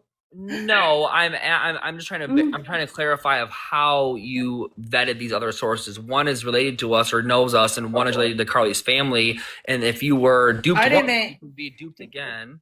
All I And so said was that there is a source that is close to her family that I get. I never said it was part of her family. okay, close to her family. And how did you verify that source? Is my question. By going over the information that they gave me. Stop assuming your family will figure it out when you get sick. They won't figure it out. They'll fall apart. They won't. Nope. For one, and especially because it was completely opposite of what is on Teen Mom or on your platform or in your content. And that was when my ears perked up and I started listening. And then I built a friendship over time. What? Because it matched your already preconceived, which I get why I understand, but no, I'm asking. What it matched is exactly what I saw. You know, everybody wants to make Brandon and Teresa these bad people when they're not holding you accountable for how many times you have literally crossed boundaries. There's so many clips of you where you're like, I don't care how they feel. I mean, like, how many times can a family deal with that attitude until they're like, we're done? I mean, it all. I think that's the reality of open adoption when it gets closed. The birth parent saying, you know what, I don't care. I have my feelings too. Like, I think that's it. And yeah, does it suck to see? I'm sure Brandon and Teresa, I'm sure if they were filmed, they probably would be on TV saying, you know, I don't care how Kate and Ty feel because we're the parents and what we say goes. So Kate and Ty, that's the thing is we've seen, the cameras have been there in moments where they have found out, you know, not another visit. We're going to shut things down for a while. And we have seen them in their raw emotion of, yes, saying things like, you know what, I don't care. Like, I don't care. Does it suck that he felt that way or that he said it? Yeah. But I feel like there's been times where all of us have found out something to where in the moment we're like, we don't give a you know what I'm saying? That really we do, but we said it out of anger. So, like, for me, like, Tiffer's being like, you say you didn't care. I don't think Tyler really didn't care, but in a moment of irritation, aggravation, like, finding out, like, that they're not going to get another visit, you know, him saying, you know, I don't care. And yeah, does it suck if Carly was to see that? Absolutely. But we're watching real emotions of people that went through, you know, placing their child for adoption. It's what we're going to see. And if he never had any emotions and he was always just like, yep, yep. I mean, we would all see that as fake. We would all be like, dude, like, can you show us what it's really like to go through adoption? Because you're not always going to be happy through this. So I don't know. I think it makes sense that we were going to see Tyler frustrated at times, Caitlyn frustrated at times. We've even seen them going at it with each other. You know, where Caitlyn saying, no, if we got to do this, then we're going to do it. And Tyler's being like, I don't think that's right. Where we see them as husband and wife having different opinions and getting into it with each other, you know? And I think that's real life. And I think that's what they signed up to do. They signed up to put their real life on the line, on TV for people to see, you know, how it works and how the truth about adoption. So Lines up, you know? And as a child that has a biological father that feels very entitled to her because we share DNA, I can feel where maybe Carly is uncomfortable at times. So yeah, I get that. So wait a minute, you're gonna say I have a bias now, aren't you? No, I was saying. No, I was gonna say that's how you relate to what's like. That's how you're relating this and saying because you experienced this. I've experienced it, and it all like lined up. Like all of a sudden, when she got older, she didn't want visits with you, probably because she felt uncomfortable. Like it was lining up. I didn't think it was Brandon and Teresa. I thought it was, wow, they're crossing her personal boundaries. She feels uncomfortable. And then when I got the information that I received, I was like, this makes sense. This makes sense. Again, though, I'm not really hearing how you vetted these sources. I just told you. I didn't hear her say I said that up with your the information that I started to receive, I formed like a friendship with this person and had back and forth conversation over time. And everything that they have told me has been on point. On point as in meaning true? Yeah, I mean, weren't you secretly following the church YouTube account to watch Carly sing before it was ever announced I that never followed the YouTube account. I joined the live stream of the service every Sunday. before the leaks Yeah. of I the church videos? Right, for months. Yeah, Yeah, I didn't even Yes. know that there were church I videos. did. Also, Caitlin said, and the wild part is, C actually asked for more contact after our last visit, and that was even said on the show. After one of their visits, I remember like Caitlin talking about how Carly had told Nova, like Nova was like, "Why can't you come spend the weekend or something?" And she was like, "You know what? When I get a little older, like maybe I will." So that was like the last that we really heard of like what Carly was saying. And then, all of a sudden, like it shut off. So I don't know. So I didn't hear anything. And yeah, kids can absolutely change her mind, and she possibly did. But I'm just saying, like, my thing is like, when you do this for a living, you have somebody that's a source. If somebody asks me, how did you vet your source? I'm going to be like, well, they had pictures of them with the person. Well, they were able to give me information that nobody should know. They had, you know what I'm saying? Like, oh, well, they're very close to the family. Like, she never said, like, really how she vetted. Only that, like, oh, well, I talked to them for a long time. And as time went on, things made sense, or what they told me came true. And like he said, like, what? She's like, well, you were watching the YouTube page. And he's going to get her in a minute because he's going to say, how did you know that? Nobody knew that. So you mean to tell me you knew that I was watching the page? Because nobody knew that.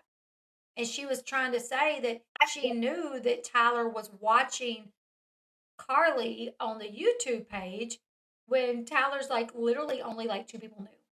Well, and So how did you know? I believe that I even asked. I was like, think you well, did. how would you specifically know what he was watching unless you were on his server watching him watch it? Like it just Right. So to me, that still didn't make sense. I mean, how she would know what Tyler was doing when Tyler wasn't even telling very many people. Yeah. How did her source know that? You know? I did know that. anything I knew like that Tyler was following it and watching it before anybody else even knew. So my source Wait, wasn't how- wrong. So how okay, I have a question. So because unless somebody is in Tyler's server, they wouldn't know what he's doing every Sunday. So how did your source know that he was watching a YouTube? Well, I also didn't tell anybody that I was doing that. So that's why I'm really... Yeah, I had no idea. I didn't have any idea. So Dawn didn't know that you were already secretly watching the services. Well, come on, girl. We know Dawn ain't the leak. So bringing up Dawn's name, to me, that doesn't really make much sense.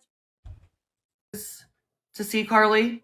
No, I reached out to her and said I heard her sing. It was Mhm. beautiful. So And how did you hear her sing? Off the YouTube, off the live stream of the church. Okay, then. But how did you know this? But did you see like Tyler? I was so drained, but I'm like rewatching this, and Tyler goes on the YouTube. Like I just said this. Girl, the whole time I'm like, oh my goodness, like what? It was wild. I have food in my mouth. Hold on. Okay, Robin Jamie's Kidney Life said because clips came out and then Tyler said he was watching it, but Tiffers is claiming she knew before the clips ever came out and before Tyler ever said he was watching that she knew that he was watching them because her source told her, and that was one way that she knew her source was legitimate because her source told her that Tyler was watching these videos, and then it came out that Tyler was watching the videos. But my thing is like, how would you know? And then she's like, well, you didn't tell Dawn? And it's like, come on. Unless you're saying that Dawn is your source, there's no reason to even say that about Dawn. But my source is not credible. Okay. That's You still didn't prove that the source that you still didn't prove anything. I'm so confused. fine. I don't care. So it's Dawn- If you don't think that my source is, I mean, I'm like, like, I'm now I'm giving you asking, information. Is Dawn? So, Is Tiffer, Dawn? I'm asking you you're saying you verified it because you knew that I would watch the YouTube videos I've ever seen in church before anybody else knew? I said I've already gotten information well before the texting situation, and I'm giving you a background without giving you all my information. Like, I'm keeping close to vest my actual information. You don't have to like say. But what I'm saying is that obviously my source can't be too incorrect if they already knew that you were doing that before it all came out publicly. But if somehow Tiffers knew this, which Tiffers never said that before all this come out, Tiffers never said, Tyler's watching Carly. I can't tell y'all how he's doing it, but he's watching Carly. If there was a video of Tiffers saying that before it all came out, before these YouTube videos came out, before Tyler said, yeah, I've been watching them, then I'd be like, oh, shoot, she knew. But she never said anything to lead me to believe that she knew that he was watching her behind the scenes.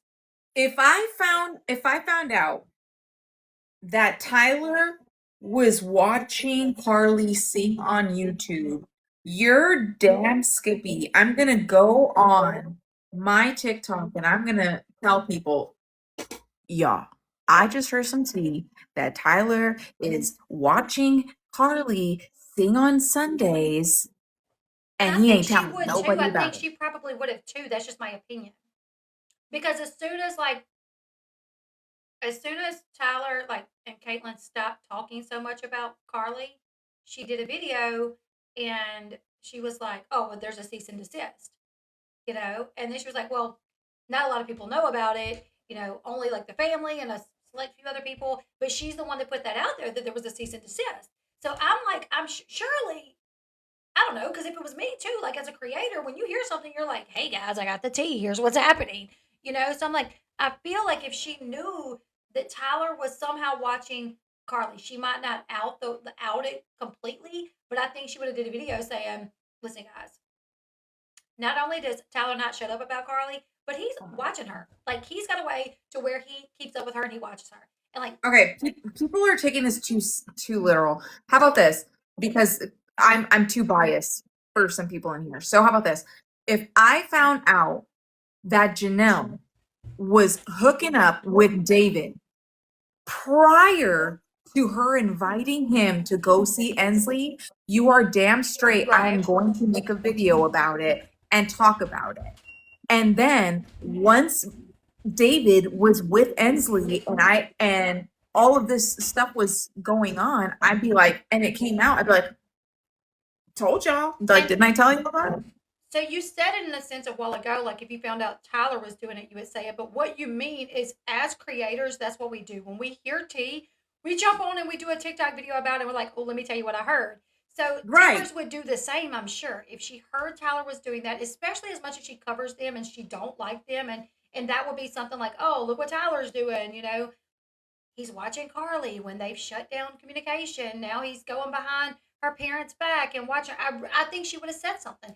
And if she You guys would are- have, The people here are taking it like too literal. Yeah, but like this is just an example. Like Elle already said, when Tiffers brought up the C&D, she immediately made sure that she was the first one that had that quote unquote exclusive. And she even said later on, like, she wasn't really given permission to say it. She just kind of accidentally said it because she was answering a question. And then she had to go back and like make sure Brandon and Teresa and everybody wasn't mad at her, that her source wasn't mad because she like accidentally like said about the cease and desist, And I'm like, dude, if like, that's kind of wild. If I ever like accidentally leaked any information that my source gave me, especially something that sensitive, that a minor sent her biological parents a cease and desist, and that I was given that information confidentially, and then I accidentally said it on a TikTok, and then it set the whole world on fire. I think my source would be pissed at me. Yeah, I probably am. Because and she said that. She said like, I wasn't necessarily supposed to put it out. Like, I knew about it, and I had to go back and like make sure my source wasn't mad at me, and like Kate and that like Brandon and Teresa wasn't mad that like it got leaked or whatever. But I'm like, oh, so you didn't have permission to say it. And that's another thing. When you have sources that give you that kind of information, you got to be damn sure that you know what you can and can't say, and that you don't say stuff that you're not supposed to say.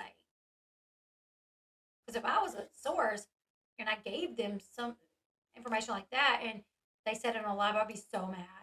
there is no way that a source that gave that kind of information would not be upset. That's what I thought.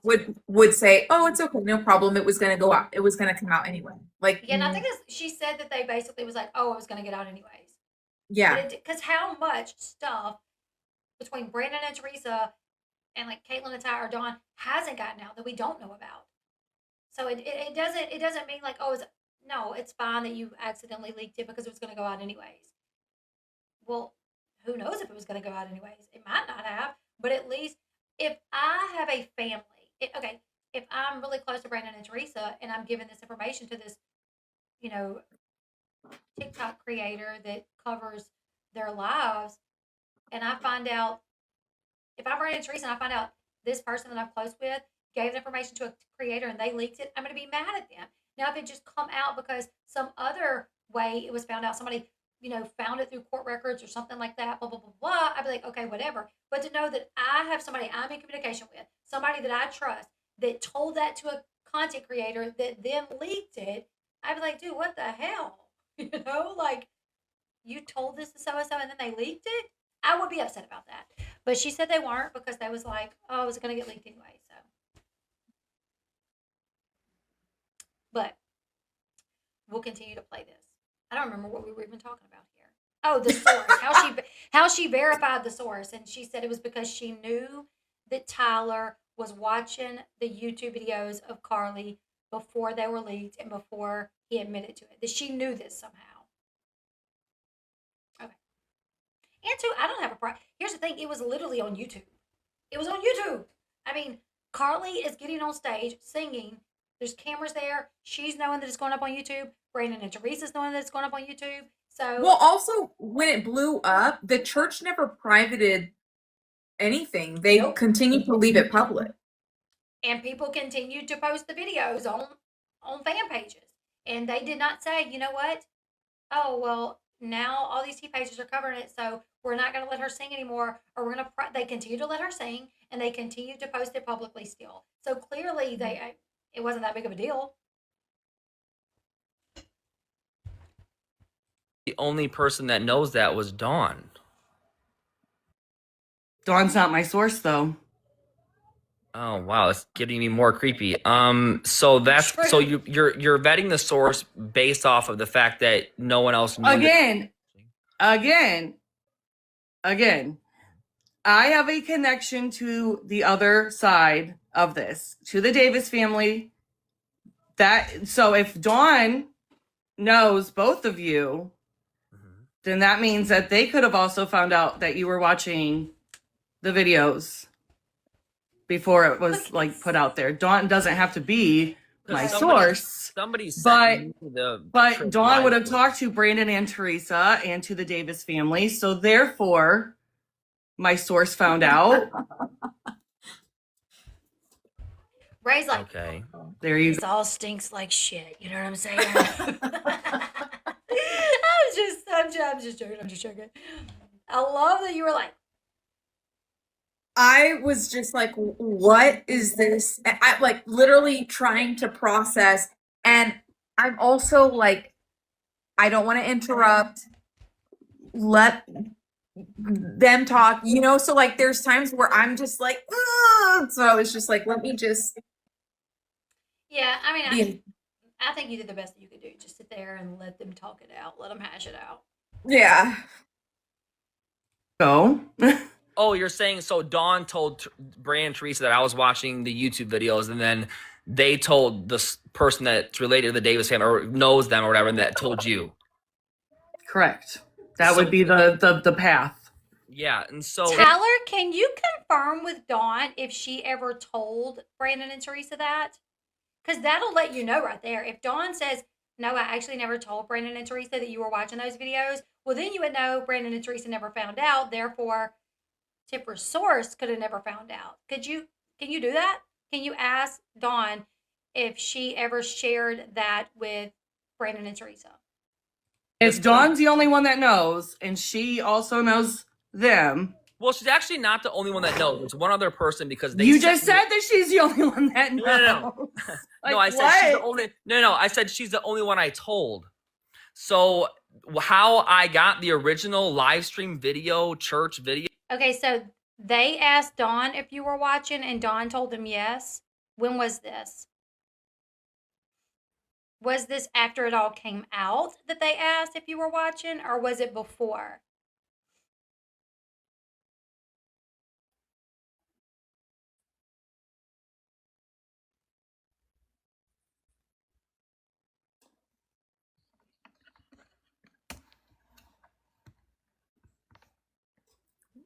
Listen. Was from a person in.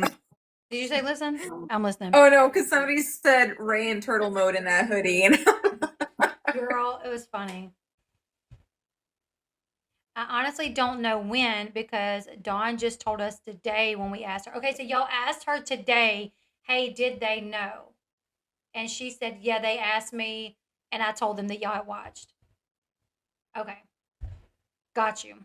My DM saying, I think you should deserve to see this. If I'm able to watch this every Sunday in church, or I see this, then you should. You aren't concerned that some random person's just watching your biological daughter that you chose to place for adoption? Like, you don't think that that's weird? Oh, No, that still doesn't mean that Tiffers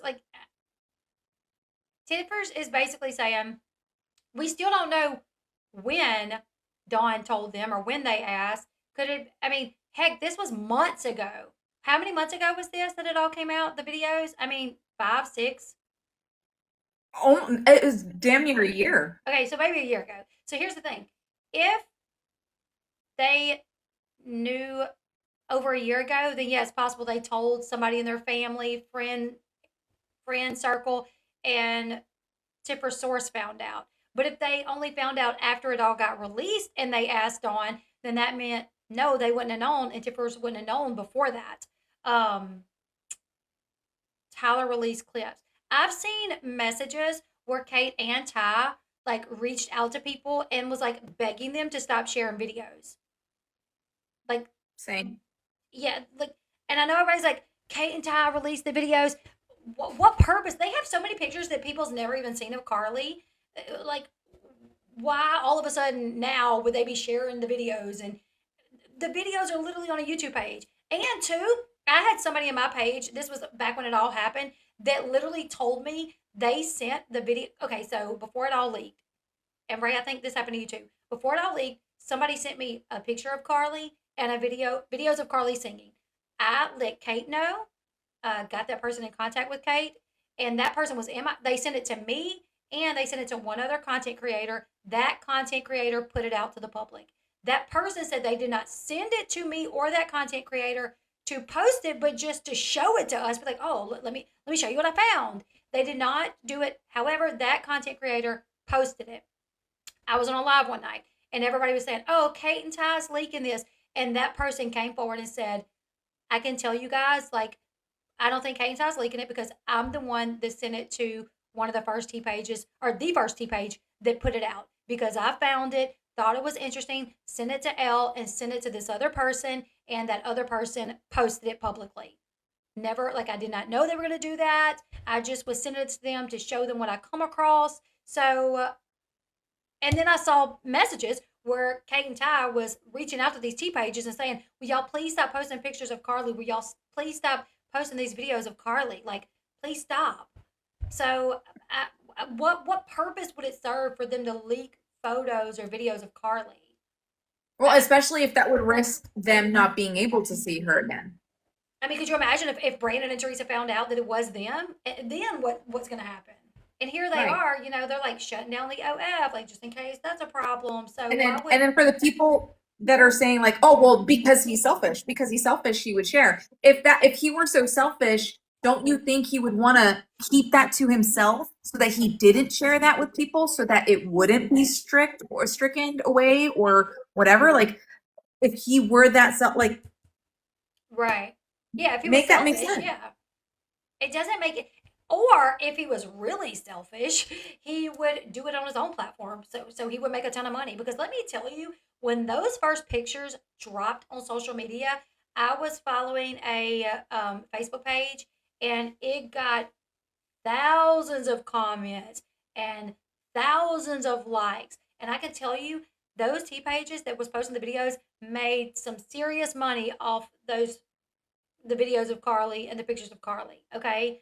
Now when they post the pictures of Carly in the videos, it doesn't get as much engagement. It still gets a decent amount, but not as much because these were the first that came out. But I'm telling you, I remember going live and I was so heated. I was like, oh my God, why are our T pages posting pictures of her and videos of her? Like, her parents don't want her to be public. Like, why are we doing this? I remember going to the T page, showing like the comments, and it had like 2,000 likes and so many comments. And I was like, they are making bank on this. So if Tyler was really selfish, why wouldn't he post it on his page where he can make the money off of it? I don't know. If he's monetizing off of Carly so much, why wouldn't he do it that way? And they also talked about that too, that you'll have to go watch on the full video. They talk about like a money situation regarding Carly, like wanting to start like a savings account for her and talking to Brandon and Teresa about that, and then like money that they, may or may not have put up for her. That's also on the video before Tiffers came on. You don't think that's creepy? Oh, yeah. I asked her, I said, well, how did you find this? How did you know this? And she goes to that church. And you never went on your platform and told people not to do this, though. You've never done that. Even with the fake Carly account, you guys supposedly know that that's not her, but you're not addressing it. It's like you make it worse because you don't address these things. And that's why people feel entitled. What would you like me to address? How he received the video, and then it went from that to, well, why aren't you stopping people? Right. Why aren't you stopping people from making fake pages? Exactly. And there was something else that she said that I wanted to comment, but then I didn't, and I let her go on. But damn, what did he say? I think she said, like, you don't think it's weird. Like, she said, you don't think it's weird that a stranger is sending you this information? No, I don't, because it could have been something very, like, just a happenstance. Like, I mean, do you know how many, like, Christian videos, like, me and my husband watch? Like, almost every morning. Like, we'll YouTube, like, a Bible study or something, like, church videos. Like, so it could just be somebody was like, hey, I want to, like, find a church that live streams their service so I can follow them. It could have been something simple. I mean, maybe not. Maybe it was somebody doing some digging, and maybe it is weird. Maybe it was some adult like, oh, let me find them. That's very possible. But it could have been something that was just like somebody, doing Bible studies, YTN services, and came across it and then was like, whoa, wait a minute. That looks like Carly. Wait, that's Teresa back there. This must be Carly. Wait a minute, I watched the show. I think I followed Tyler on social media. Let me send it. It could have been something as simple as that. It might not have been. And if it wasn't, and if it was something more, them digging into her and that's how they found it, yeah, that would be weird. But we don't know how it happened to say if it's weird or not. Right. Well, also, and when she said that, I thought to myself, well, don't you think it's weird that someone from Carly's alleged church or family is reaching out to you to give you tea about Carly? That makes so much sense, Ray. Okay, so Tiffer's logic is it's weird that somebody that came across Carly's videos on YouTube singing contacted Tyler, her biological dad, and said, hey, just letting you know, if I can see this, I feel like you and Kate should have access to it too. That's weird, but somebody in Brandon and Teresa's circle reaching out to a content creator to give them information about a cease and desist, that's not weird. I think it makes more sense that, people were like, hey, Ty, there's this video. Don't know if you know about it, but if I could see it, I feel like a leak cease and desist coming from Caitlin and Tyler's camp would make more sense than if it were to come from Carly's camp. Right, 100%. So that to me, because if somebody came to me, I would never be like, it doesn't make sense for people to go to you about information about your loved one, while people are coming to me and giving me information about your loved one. I would definitely say, yeah, it probably makes more sense that people would come to you about information regarding your loved one than me. But it's happening, like, I don't know. So yeah, you brought up a really good point. That is a really good point.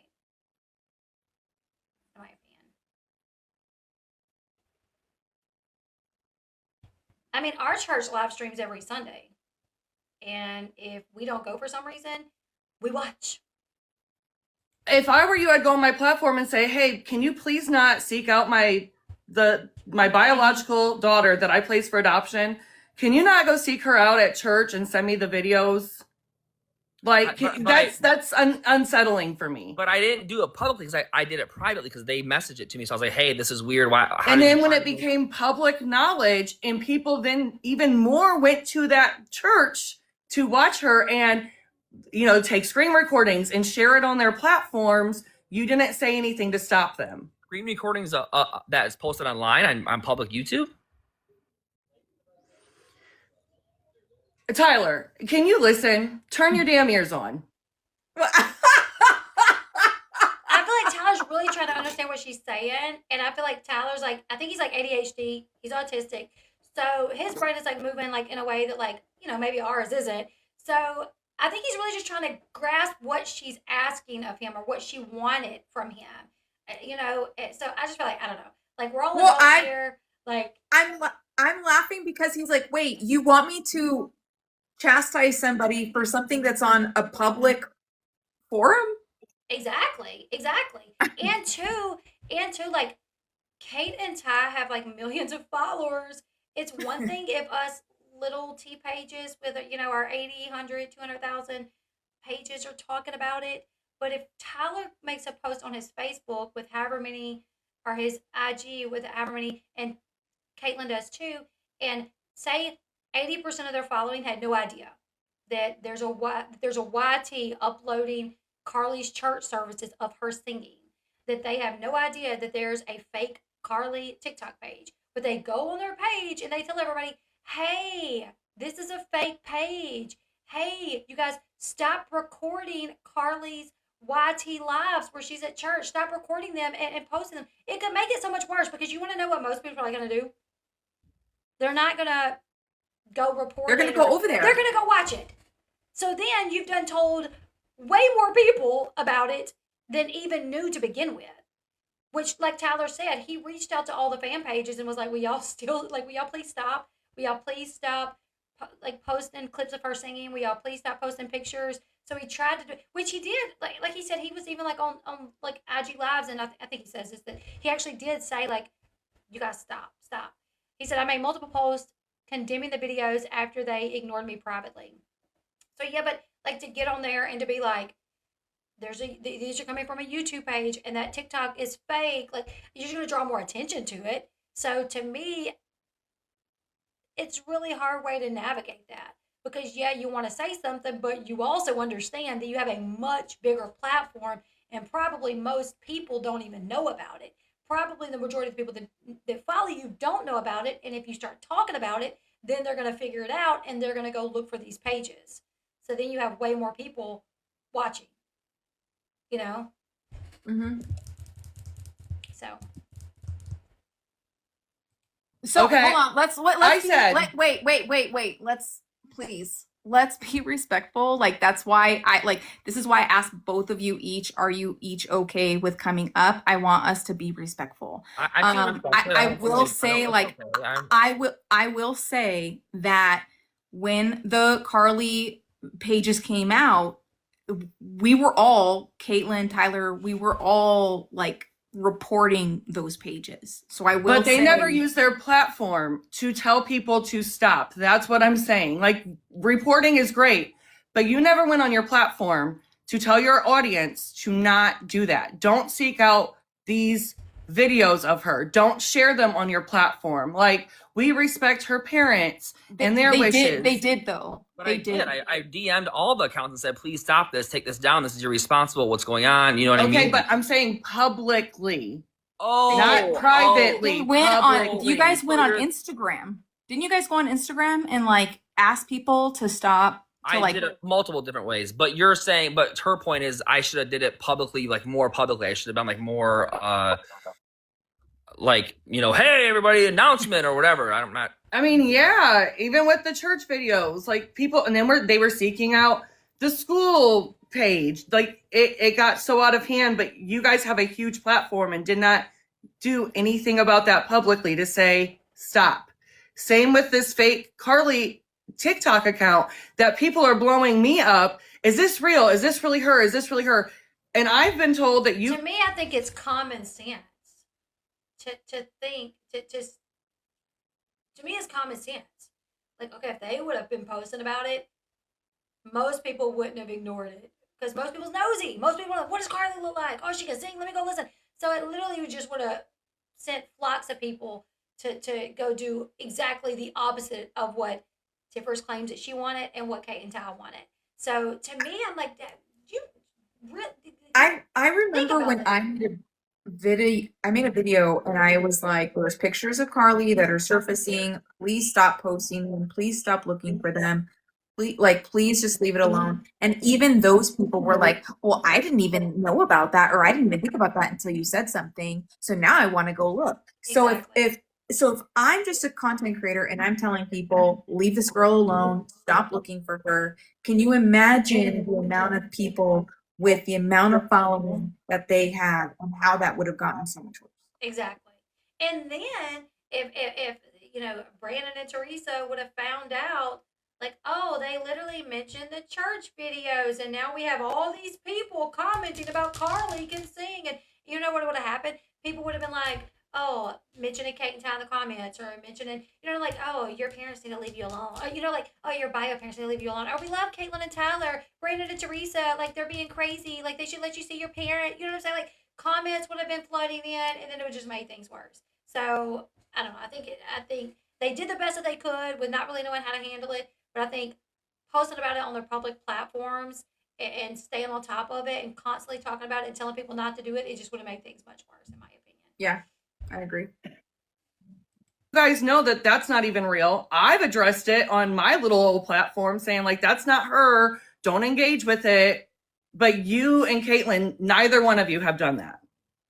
Done what? I privately reached out to all the people and said, stop doing this. Don't do this. This is wrong. You know, you're mad I at said publicly. She's mad at the fact that you didn't go on social media and make a big announcement and state that the page was fake, that it's not real.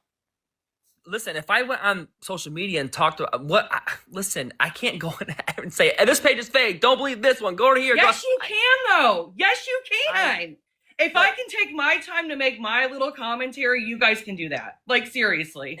You can do that. So you're saying, though, that is the reason why, like, like, you're like, that's I should have done it more publicly than reaching out privately. I have definitely done it publicly, and said, please don't, you know, share videos. This is wrong. Don't do this. I don't know if you saw it or not, but I did. But you're saying I should have did it more than once or whatever, right? I'm saying, like, when it gets out of hand on certain things, yeah, you should address it all individually. The fake TikTok account. I addressed the fact that do not share her pictures, do not share the video of her singing. I said it publicly. I'm saying you think I should have done it more than once. I'm really losing patience here. It's like, because it's like talking in circles. Like, I've already said to you that I feel that you should have addressed it, like, with the church stuff. Shut it down. I did. The TikTok, shut it down. And he's literally telling her he did. Like, he did. He reached out privately, and then he did say things in, like, lives and stuff. He just wasn't constantly posting about it because more than likely he didn't want attention brought to it. He's literally saying, like, I did. Maybe I didn't do it exactly whether you wanted me to, but I did. I tried to shut it down. Your platform, that's not her TikTok account. Don't follow that. Your mom follows it, though. I don't know, my mom does, but I definitely did it publicly. Like, I want to clarify, you think I should have done it more publicly or done it more than once? Where are you addressing the TikTok account that has, I don't even know how many followers? Yeah, because let him be addressing it. People's going to go support that TikTok page. People's going to go run and follow it. And that they're probably monetizing on Carly's content. Where have you ever addressed that? Yes. This live is not to hate on Tiffers. No, not at This all. is No. so. First of all, this was on my live, so maybe you're new, but this was on my live. I asked Tiffers privately if she wanted to go on here and address everything with Tyler. She said yes. I asked Tyler if he wanted to address things with Tiffers. He said yes. So no one is hating on Tiffers. I wanted them to both have the discussion. We're now, Elle and I are both watching it together. So if you feel like that's what it is, then that your perception is your reality. I'm just giving my wholehearted opinion with what I feel. Like when Tiffers is saying Tyler should have did X, Y, and Z, I'm saying I don't think that was a. I don't. He's telling her he did do it to an extent, but I think if he would have did it the way that she was wanting, it would have made things worse. I'm gonna give my opinion. That was my whole reason for watching this, is to give my opinion. Disagreeing with somebody is not bashing somebody. It's and not. I think that people need to have an understanding of that. Yeah. Enough of trying to go into other people's stuff and cause stuff that's not there or make it worse than it is. That is the problem. You are the problem. You are looking for issues. Elle is not bullying anyone. I mean, I'm just giving my opinion about it. And listen, I don't have an issue with Tiffers. I don't have an issue with her. I'm watching 3 people in a conversation, mainly 2, but Rei chimes in every once in a while. And I'm saying my opinion, and that's it's not about bashing anyone. If you feel like we're bashing her, I'm bashing her. Okay, I do you feel that way because I mean, as an adult, we should all be able to have our opinions on something as long as they are respectful. As long as we're not sitting here, having a tone and being nasty and being rude. That's just what it is. It's just giving our opinion on something. Tiffers, who is a T page, that covers Kate and Ty and is not a fan of them, went live with Tyler. I'm a T-Page too. And this was like golden to me. When I saw it, I was like, oh my God. Because I know how she covers them. I know how much she doesn't like them. And I just thought it was wild to see. And I wanted to give my opinion on it. And my opinion is definitely not bashing. Yeah, I'm not name calling, not being disrespectful. I am literally just watching and commentating on. Yeah. You ready, Rei? Yeah, sorry. I'm just annoyed. Like, I'm annoyed because the last thing that you need are people coming in here and spewing lies just because they're bored and don't have a life. Like, that's not the case. It irks me because that's not what you're doing. And the fact that I feel like I have to clarify this multiple times, like, we're all adults in here. And if you're not, then you shouldn't have a TikTok. Yeah. Sorry, I'm just clearly she's my friend enough that you guys are like irritating me for starting something for no reason. Thank you, Rei. Thank you. I appreciate you taking up for me. I didn't even see the comments. I missed that somehow, but that's okay. I've literally seen, TikTok creators that do bash. And people be in the comment section all bashing with them, I guess. Let's make it a dance and boogie. Yeah. Sorry. I just thought the blonde girl was being rude. And listen, everybody is welcome in this chat. Don't tell Tyler to go away. I appreciate him being here because why not have him here to talk about his experience on the live? So let's not do that. Let's not tell. Everybody's welcome here, okay? Do not follow that a fake account, whatever. Exactly. Tyler, can you go away so we can continue to talk about your life? Can you leave so we can continue to talk about you? It is. It's wrong. I don't really know how. No, not here in the live, on your whole platform. With a screenshot behind you. This is not Carly's account. Don't engage with it. Like, so if I do that, though, then it'll not on a live, like on your actual platform, letting your followers know, like, we know this isn't Carly. Please don't engage with this page. Tiffers, if he did a TikTok or a video with a picture of the page behind him, so many people would run to it and follow it and watch it.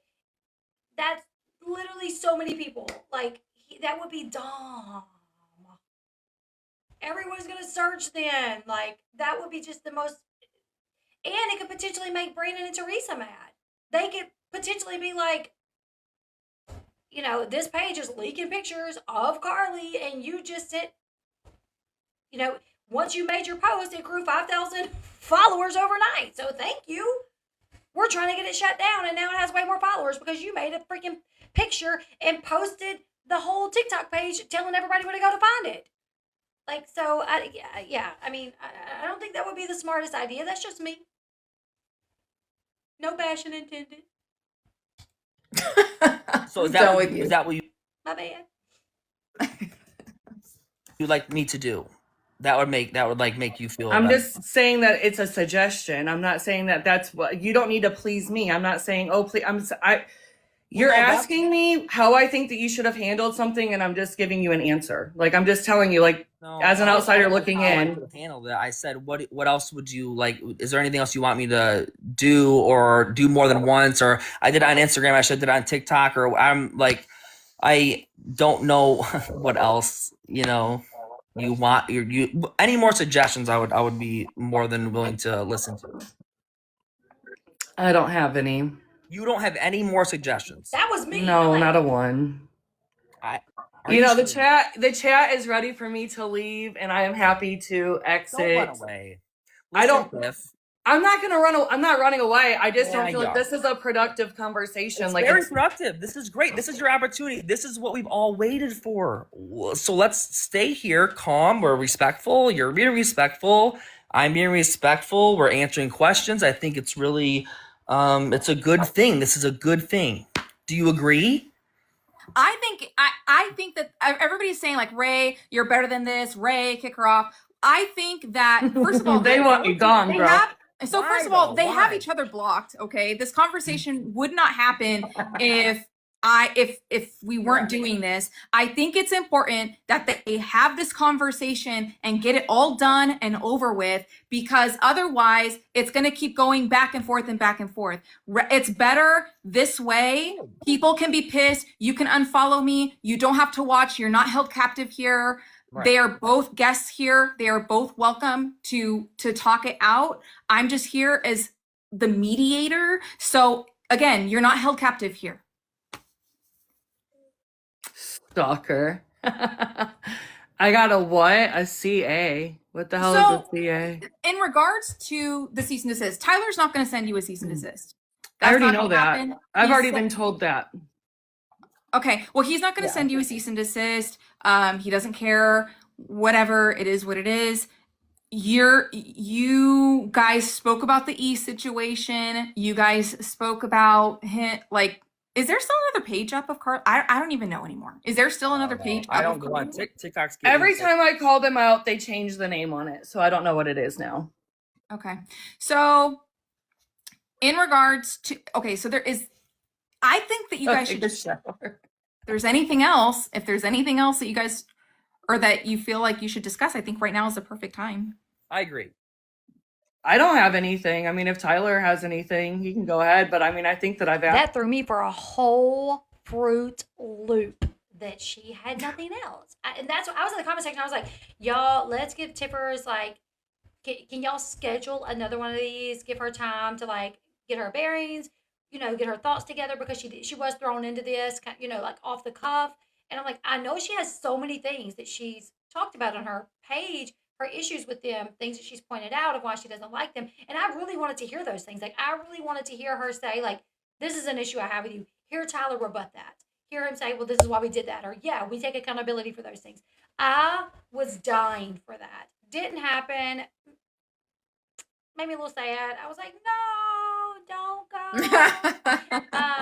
That's why, honestly, I hope it happens. Like, I hope that happens. I hope Tippers can sit down and write all the things, and she can go live with Tyler, and you know, they can figure it out. Maybe, because I know one thing that Tippers had said in regards to, like, I think it was like Jordy, that you know, Jordy was like critics of Kate and Ty.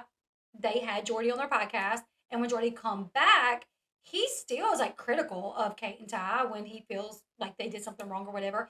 But one of the things that he said when he came back is there was things that he was not aware of in regards to the adoption and how things played out, and things that he was told off the podcast. Like, when they weren't recording that has changed his attitude a little bit. Tiffers has said like that was something that bothered her, that she feels like Jordy went there and was kikiing it up with him. I don't know how she worded it, and said, "Oh, well, he knows this information now, so now he doesn't cover them the way that he used to." But I'm like, maybe because he really did. Maybe it's not about, oh, he went and he met them and now he's trying to be buddy buddy with them, but maybe he really did go sit down with them, get a better understanding of why they feel the way that they feel, find out some more information that maybe not everybody knows of how things went down. That and too, like when you can sit down and meet somebody, it humanizes them a little bit. So I remember the first time that hit me, and I've talked about this before, but I remember like calling Barb and asking like if she like would talk with me about Janelle, and she was like, "Oh no, like I'm not going to talk to you about Janelle." Well, what she was like, "Who is this?" And I told her my name. She said, "I'm not going to talk to you about Janelle because you're one of her haters." And I was like, "What?" I didn't even think Janelle who knew I was. Like I didn't even think she even knew. Like so, when I first started covering Janelle, I was pretty like I mean, I am still really tough on her, but that's because through the years, more and more has happened. I've tried to like ease up, and then something happens, and I'm like, ugh. But yeah, in the beginning, I was like, because when I first started covering Janelle, it was when she had lost custody. David had done a live nugget, and she stayed with him, and then they lost custody, and that's when I started following them. So I had a lot of opinions that I put out on my page, and Janelle had come across my page and knew me well enough to apparently tell her mom that I was a hater. So when I called Barb to like see if she would like comment on some stuff concerning Janelle, she was like, "Who is this?" And I said my name. I was like, "This is so and so. I'm a content creator, blah, blah, blah." She was like, "Who is this?" I said my name again. She was like, "I can't talk to you because you're one of those haters. You are one of those haters. You hate on Janelle." And I was like, "Oh my God." And it put it in perspective. I was like, "Oh, Janelle has clearly watched my stuff." And it kind of made me feel bad a little bit. Like, oh crap. Like, I had to realize, like, these people could hear what I'm saying. So I feel like when you go and you sit down with somebody, it humanizes them. You hear more of their backstory. And yeah, maybe it does change your perspective a little bit. But, like, I know when Jordy went, Tiffers, did a video saying that, like, it kind of irritated her, I think, that Jordy came back and he didn't cover Kate and Ty the way that he once did. And I just feel like, it seemed to me like she didn't really believe it, but like he just went and got this opportunity that, like that she didn't believe that that was the truth, but I guess like, I don't know. And I'm like, well, why can't that be the truth? Why can't that be the truth? Why does it have to be any other reason than he did go and find more information out? And you know Well, what I'm saying? also like Jordy is very cutthroat and very to the point, like very Yeah. direct. Like he doesn't add any fluff like when it comes to how he feels about certain stuff. Y'all know Jordy, you guys see his stuff, like he does not care. So if he really believed that Caitlyn and Tyler were BSing, there's no way that he would come back and be like, yeah, I found out a few things that I wasn't aware of. Like, do I agree with certain things still? No. But like, do I see things from a whole different perspective? Absolutely. Like moving forward, I definitely know that when I'm reporting on something, I'm not seeing the full story for what it is on TV. So there's no way that Jordy would have come on and been like, oh yeah, everything was great and sunshine and rainbows if it wasn't. There's just no way. Jordy's not that person. I agree. Yeah, I mean, I've watched Jordy too, and I feel like he's not going to get there and come back and do that unless he really found out information that really made him change his perspective a little bit. And when you were live earlier, I was literally just in the comment section, and somebody said something about me and you being on Kate and Ty's payroll. And this is what I say to that: nobody's gonna have me on their payroll that I already don't believe. Like, first off, not at all. I wish you guys would send me the check. You know what I'm saying? Yeah, but I'm waiting. not gonna do it anyways. Yeah, send me the check. I got 6 kids. Come on, help me. But if I didn't already believe in them and if I didn't already like them and believe, I have issues with stuff that Kate and Ty has done, and you know what I'm saying? Like, when those messages come out and I read them, I was on a live and I was like, oh no, I'd be pissed if somebody was messaging my kid this. You know what I'm saying? I said that. I was like, dude, this is so out of line for him to talk to what he assumed was maybe a minor or a kid, one of Carly's friends. So I have no issue saying when I feel like Kate and Tyler do something that I disagree with. Tyler's been live on IG talking about like religion, and I'm in the chat like talking too. We disagree when it comes to that, but we've always been able to be respectful. Okay, so here's the thing: I appreciate that Kate and Ty's always been respectful with me. I think they appreciate that I've always been respectful to them in the way that I cover them. But I still wouldn't. I'm not gonna cover them in any different. Like I'm not gonna expect payment out of anybody. I'm not gonna ask payment for even if they said, "Let me pay you, Elle." I'd be like, "Dude, I'm just doing what I do." Like, no. And Janelle could not.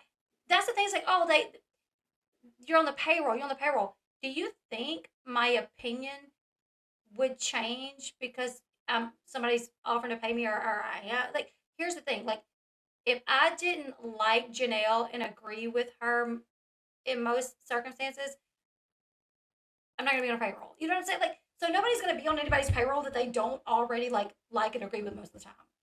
But I'm not on their payroll, but it wouldn't switch my opinion if I was or if I wasn't. Because I already feel this way and I would never agree to report a certain type of way just because someone wanted. It's not true to who I am. If somebody was like, Elle, I want to pay you to start covering me in a better light, I would be like, but I don't see you in that light. So I'm sorry. I'm not going to do that because I'm not going to get online pretending that you're better than what you are or that I agree with all these things. Like if Mama June right now was like, Elle, I will literally pay you X amount of dollars every time you go live and you talk like positive about me. I'd be like, girl, I can't do that. There's not much positive about you. So I You can't being do friendly, that. you being friendly brings more followers, which equals more money. So let me explain that. When I went on a live about Janelle, I was talking about Janelle. I was talking about her trauma. Yeah, I I don't was know if that's talking about true. me.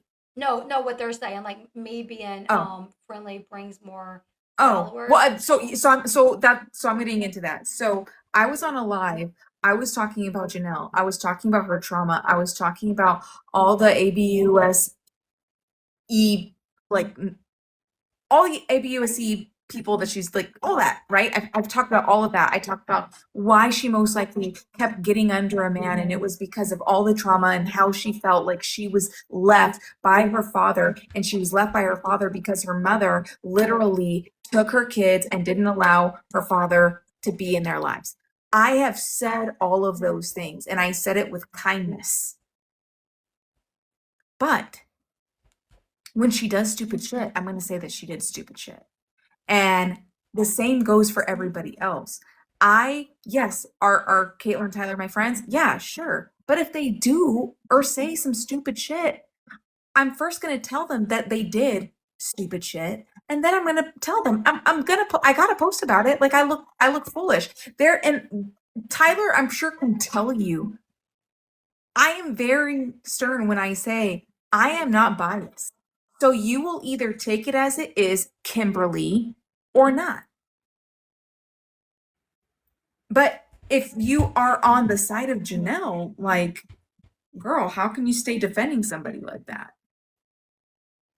Yeah, and somebody said not on payroll, but you will defend them. That's literally my whole job. I get paid no matter how I feel about somebody. Like I have a TikTok, a YT, an FB. That's where my money comes from is putting my video. And it doesn't matter if I agree. And honestly, let me tell you something. A lot of people love creators that bash people. My husband has told me a million times the reason like you don't grow as fast as some other creators is because you are nice. If you got on there and you just rip people to shreds, people love that. People love a content creator that would just get on there and just tear somebody to shreds. They love the drama. They love a creator that'll do that. And that's not who I am. So I'm not going to do it. I'm not going to what was the comment that I was trying to respond to? The payroll? Yeah, you're not on the payroll, but you defend them. I defend them because in ways that I feel like I agree with. It has nothing to do with being paid or not being paid. I can literally sit on this same app and not defend them. I'm not getting paid. would never ask to be paid, they've never offered to pay me. Why can't it be that I just hold the opinions that I hold? And honestly, if I held different opinions and I thought Kate and Ty were a piece of shit, I would probably get more views. Because Do people not understand how many followers I have lost or Elle has lost in just not agreeing with the opposite opinions? Exactly. So when you guys say, "Oh, well, you gain followers," do we though? Because I can say that I have lost a lot of following just because I've defended them. So people can say People like, literally talk "Oh, crap about us. The people yeah, literally talk crap about us, saying we're on their payroll and that we're Kate and Ty sympathizers and that we agree with grooming kids. Like literally, I've had people in my comment section saying like, I really like you, but watching you defend Kate and Ty after the whole text message, which I didn't defend them during the text message situation. I just, after more information came out, it put a little bit more things into perspective for me. But in the middle of it going on, I did not defend them. I was like, this is crazy. I read the messages. The video is still up where I was like, dude, I would be pissed if somebody was messaging my child and I didn't know. And these were the things that they were saying. I think Tyler was on the live when I was saying all this. Like, and he didn't care. He didn't like, he wasn't like, oh, how dare you? You know what I'm saying? Like, I've literally had people say, like, that they're going to quit following me because I don't like bash Kate and Ty because I seemingly like them. And to be fair, to answer your question, you're honestly, the reason why Tyler even brought up Caitlin, Tyler, and Carly was because of me, because I asked him those questions. But is it safe to say, like, is it fair for other creators to talk about Brandon and Teresa and Carly? What's the difference? It's so crazy because people will literally content create. Oh, I don't care, Tyler, because I'm going to be authentic to myself. If I don't like Amber Portwood, I'm going to say I don't like Amber Portwood. I'm going to report that way. And I don't care if Amber Portwood's fans are like, oh my God, you're a horrible person. But I'm also going to Yeah. defend her if I feel like she's right in something. Just like I said, when people talked about how they thought she was relapsed because of her pupils, I was like, no, I don't think so. Like, so I'm always going to be who I am and state my opinion as it really is, And I don't care if I lose followers because I'm not going to be somebody that sits on here and follows the crowd. And that could be so much easier. That could be so much easier to be like, you know what, I see where the crowd's leaning. So, you know what, Seriously. I was going to start this live and say that I agree with Caitlin Tyler, but as soon as I started telling them about what happened, everybody's bashing them. So I'm going to go with that. Right. Like, but I don't. I stay true to who I am and what my opinion really is. So while Amber's boyfriend disappeared and she stuck up for Amber, meanwhile, I was talking about how she probably drug him into the bushes. So exactly. We're not always going to have like the same opinion on everything. We're going to lose followers. We're going to gain followers. It doesn't matter. It doesn't even have to be about Caitlin Tyler. It could be about something completely different.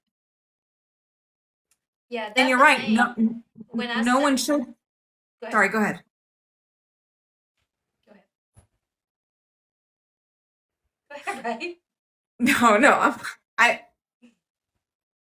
So as much as I dislike Amber, when her boyfriend went missing and I was on live and she came in my chat, before she even came in my chat, people were saying they thought and I was like, no, guys, I don't think she did that. Like, and Ray was one of those, like, she probably offed him. But I was on a live saying, no, I really think maybe, he left and maybe he got in an accident. Like, I don't know. Like, I really don't think anything happened. And then Amber was in my live. She asked to come up. And there was people in the chat that was like attacking her. I was like, you probably offed him. And I was like, guys, calm down. Because she was a mess. She was crying. And even though I disagree with so many things that Amber does, there was a time and a place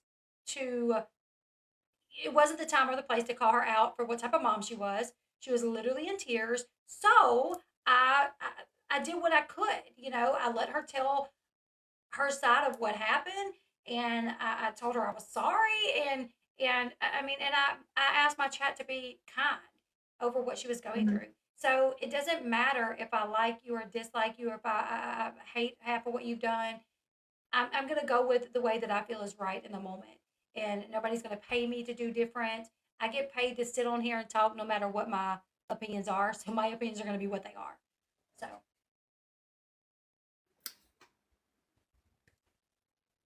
Exactly. Like that. Learned that new today. I mean, I've seen people do that, but I figured out how to do it today. Yeah. Okay, we can skip Tiffers because I don't want to play all of that. And we can play a little bit of Kail coming in because Kail was hot. Oh my goodness. You guys got to watch the whole video. It is up on Rei's channel because there's a lot that they talk about. All right, we'll skip and we'll jump to when Kail came in. Because Tiffers was on for another minute. I mean. Yeah, because she said she was like, she didn't want to talk. And then I brought up a few things that she had talked about or discussed on her videos because she could like, and I get it, she was probably just like anxious or something, but I had brought up certain things that she had issues with or whatever. Like, yeah, because I was like, well, you did say this and you did say this. Like, do you want to talk about this? Like, yeah. Exactly. All right, so now we're bringing, Kail came up and Kail was. I think for me to say anything further is not necessary. I think that was exactly what a lot of people could expect to happen when we get these creators who are so, I mean, very strong opinionated, very confident in the lies and rumors that they spread and their sources and all that stuff. And this is kind of what would occur, I think, for most or all. So if that says anything, I don't know, you know, I mean, like, yeah. So, I mean, that was that. What do you think, Rei? How do you think that went? well, I'm not gonna lie, I was stressed the fuck out. You were? I was stressed the fuck out. I'm cool as a cucumber, girl. Because I obviously I want to be respectful, right? I don't want anyone feeling uncomfortable or ambushed or anything like that. So that's why I wanted to make sure that I had both of your guys' permission before any of that. I will say, I was Homer Simpson going into the bush. Like, that's how I felt. Bitch. That's hilarious. Guess who wanted to join the chat? Kail! How do I show my face? Okay, I don't know if we're gonna get blocked. What are you doing here, girl? You shouldn't. What's going on? I just came in here because I have something to say, and it's fucking pissing me off because I don't know how to. I'm not You should tap your screen, and it should pop up like a camera or whatever for you to. There you go. Okay. Oh, you're. It might cancel us because I'm driving. Turn your camera off. Turn your camera off. Okay. Jesus Christ.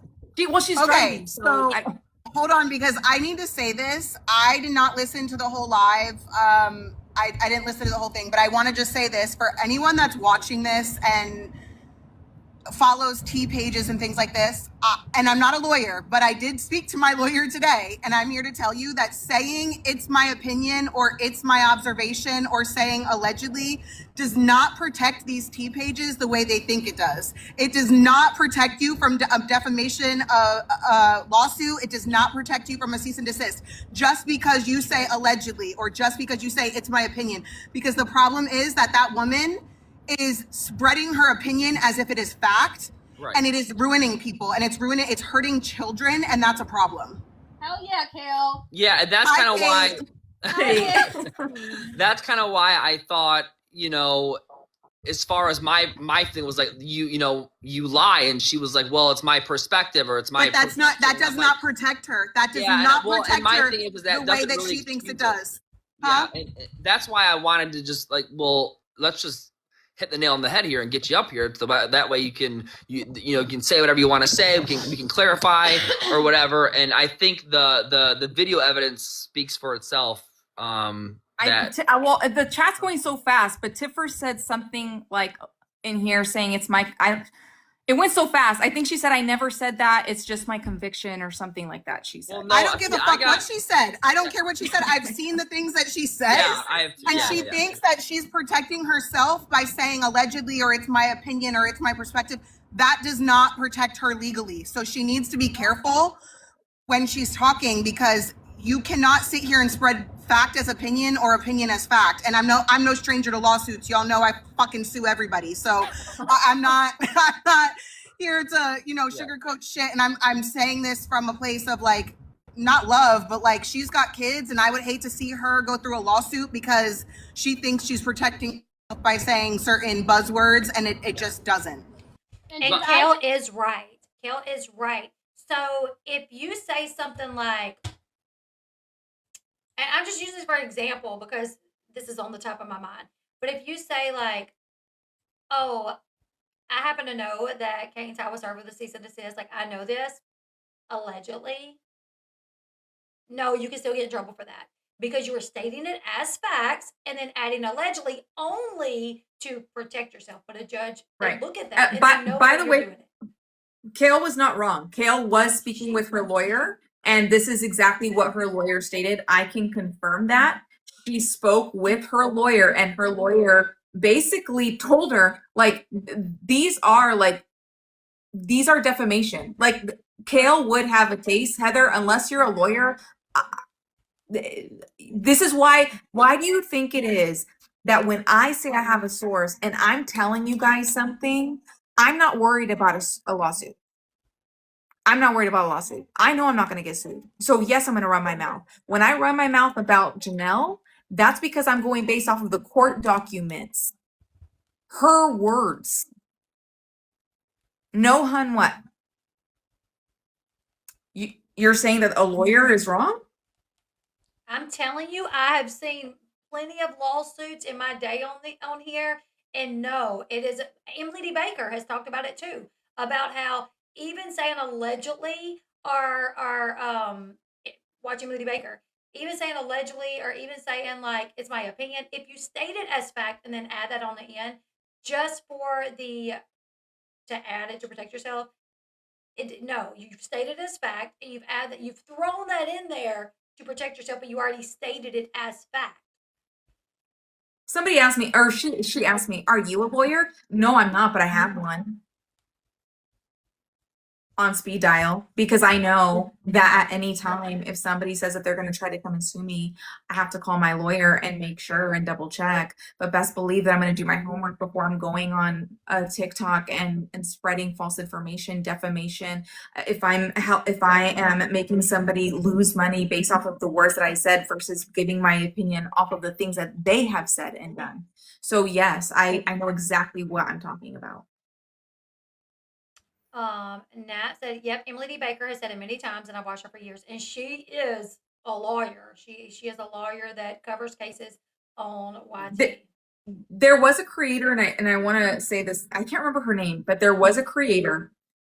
She thought she could say allegedly all the time, or my opinion, or whatever, and she was going in on celebrities.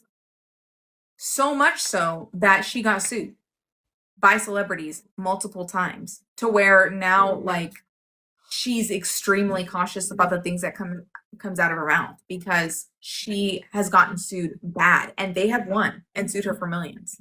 So yeah, yes, you do have to be careful about what you say. No, Kail is not wrong in what she is stating. Somebody said, wait, so by saying in my opinion or allegedly, is it saying it as fact? But when you say, and like this was one of the things that Tiffer said. Tiffer said, oh, I know they were served a cease and desist. And then if you throw something in like allegedly, well, you just said you knew. You didn't say, so you guys allegedly they were served with a cease and desist. You said, I know they were allegedly. So it's very clear you stated it as fact, and you threw that allegedly there at the end just to try to save yourself, but you've already stated it as fact. Your statement was as a fact. You were saying it like it was actually happened, for sure. So I looked this up. Just because it is harder for celebrities to sue content creators and reporters. It is harder, but it's not impossible. Because of First Amendment and stuff, yeah. Okay, so let me read this. Celebrities are considered public figures. That single label changes everything in a defamation lawsuit. For a regular person, you usually only have to prove that the statement was false, it hurt your reputation, and the purpose was careless about whether or not it was true. For a celebrity or a public figure, the bar is higher because the First Amendment free speech plus free press.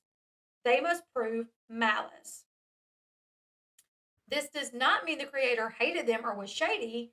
It means the reporter or creator knew the statement was false or seriously doubted it was true, but published it anyway.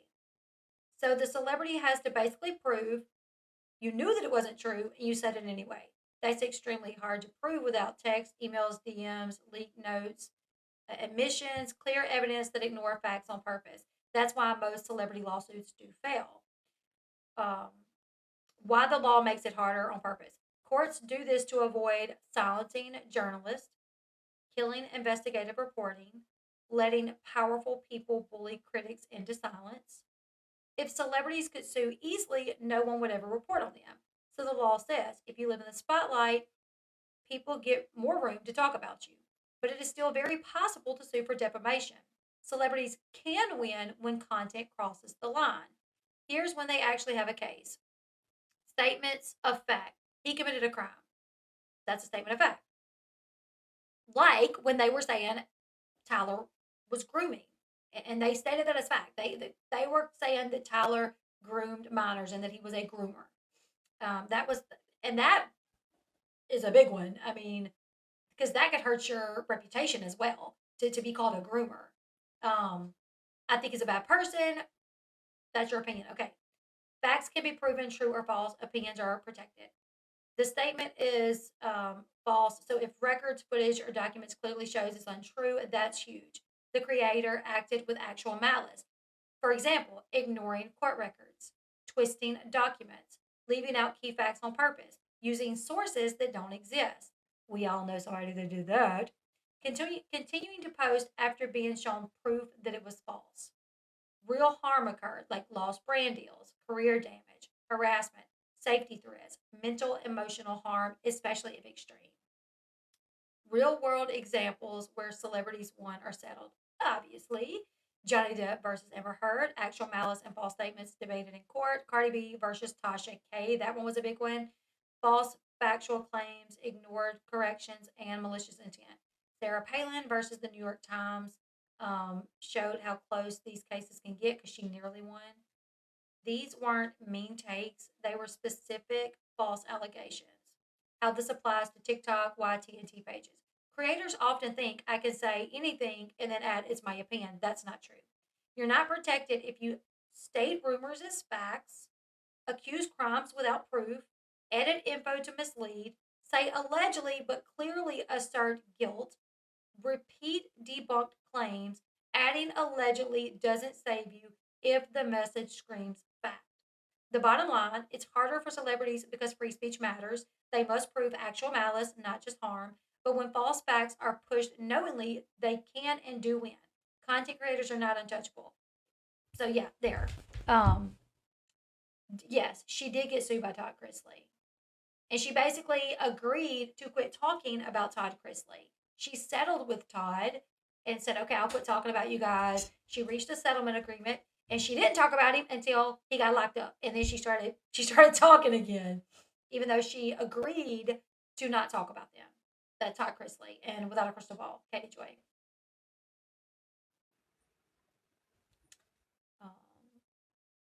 So, if some said their lawyers had to cease and desist, but didn't, can they be sued? Well, let's just say, hypothetically speaking, Kate and Ty wanted to sue Tiffers because they believe she lied about the cease and desist. Okay, and because of the grooming comment, like several comments that she made. The grooming would be one, but she had the whole world believing that our biological daughter sent us the cease and desist, and we continue to talk about her and blah blah blah blah blah. So basically, and this is what I know from the lawsuit with Katie Joy. Katie Joy started some information about Todd Chrisley and said, "Well, a member of Todd Chrisley's production team gave me this information." Well, when they went to court, the courts demanded to know, well, what member of production? You gotta prove your source now. Because if you can't prove who your source was and show us where this source gave you the information, then how do we know that it was true, right? So Katie could not provide that source or any email, text message, records of a phone call where she talked to anybody on Ty Chrisley's production team. That's why she settled with them, because she was about to lose the daggum lawsuit. Discovery, exactly. So, same with the Tati lawsuit, exactly. With the Tati lawsuit, Katie literally had to give her source over. Katie has said all these things about Tati Westbrook, and when they went to court, they were like, okay, you got to provide proof that you didn't make this up. You got to provide proof that you had a source. So, say Kate and Ty sued Tippers, she would have to prove that she had a source. She would have to say who the source was, and then give that information over. Like, oh, here's the text messages where this source told me that there was a cease and desist that proves that I thought it was legit and that I did not just go off saying things that I knew wasn't true. And if she doesn't have any evidence to prove that she was given information that makes sense, that Because she stated that she saw the cease and desist. right. And if she didn't have evidence of a cease and desist coming to her inbox or a text message, or then they would look at her and be like, so you lied. You knowingly lied. And then they could get her for spreading false information with malicious intent. So, I'm just using Tiffers as an example, okay? I'm not trying to say that, I'm just using her as an example. Like, hypothetically speaking, if you get sued and you've been saying a lot of stuff come from a source, you will have to provide that source and the information they gave you. And you'll have to hand that stuff over. But we'll listen to Kail for a few more minutes, and then I'm going to get off because, like I said, I don't want to play Rei's whole live. There's so much more into this. But I got to pee really bad, too. And I want you guys to go watch all her live because it's a lot. But I think they all know that. They just say it to kind of try to protect their ass. Which no, Tyler, I genuinely think these T pages really believe if they say allegedly or it's my opinion that it protects them. I've done it myself before I talked to my lawyer. I used to do it on my podcast and say allegedly or say it's my opinion. No, that doesn't protect me.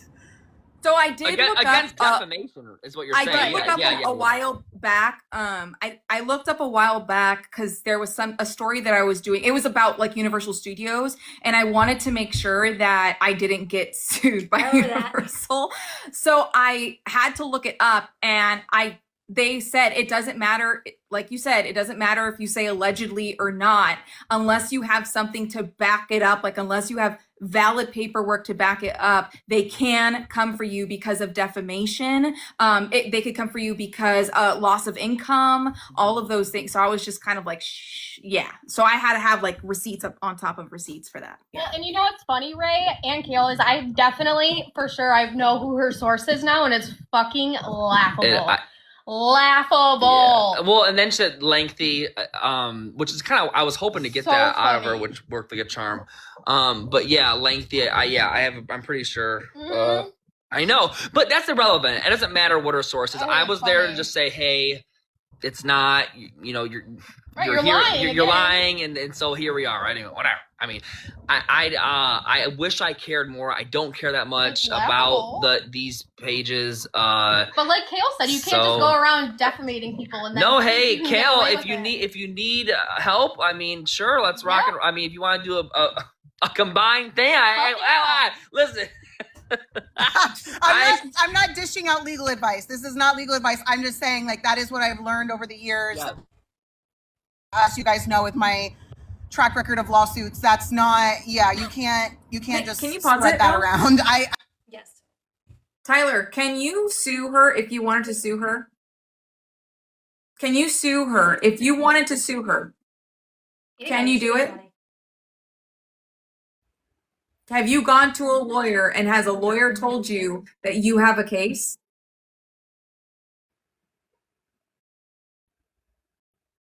And I'll say too, just because like, if a creator says, oh, I'm not lying because they haven't sued me yet, that makes no sense. Because first off, when a creator sues, when a celebrity sues a content creator, that literally, okay, not a lot of people knew who freaking Katie Joy was from Without a Crystal Ball, okay? But when Tati Westbrook sued her, it literally a lot of people figured out who she was really quickly. Okay, you had all these lawyers covering it. Like everybody was talking about it because oh my God, Tati Westbrook, this huge, influencer, this YT, makeup guru is suing this little YouTuber. What the hell? So first off, then it literally their name is out there and they kind of explode to the public, so they could potentially gain followers from that. I'm sure Katie Joy did. So that's one thing you got to take into account. Like, okay, do I want to start a lawsuit that media outlets are going to cover, YouTubers are going to cover, TikTokers are going to cover, and then now all the people that didn't know who this girl was, they're going to know who she is, and they may go follow her. Some may like her content, some may not. Some may stick around just because they like her content. Some may stick around because they just think she's entertaining. Whatever. She's going to grow more of a following because I even started the lawsuit. Second, it costs thousands of dollars and takes up years of your life. So anybody with kids, I know for me, because I had like 2 creators that really they attacked me. They talked about my kids, they lied, and I was like, dude, like I talked to attorneys too, and I was basically told like, unless you plan on suing them, we're not going to send a cease and desist. And financially, it costs so much money. And I'm not going to shell out no $200,000 in a year or a year and a half on a lawsuit to shut somebody up when that money can go towards my family. You know what I'll do? I'll just hit the block button and I'll just act like they don't exist. So when people say, oh, well, I'm not lying because they haven't sued me yet. No, maybe they just don't want to throw $200,000-$300,000. Sean. Maybe they just don't want to throw a bunch of money out there for a lawsuit. You know what I'm saying? Like that, yeah, maybe they're going to shut you up, but maybe they're not because lawsuits are hard to win. But no, like, no. Yeah, and two, I mean, okay, you could ignore it, or you could spend $100,000, $200,000, $300,000 on a lawsuit that takes up 2 or 3 years, God knows how long, to where you got to do depositions and you got to pay your attorney and all of this, when you literally could just ignore her.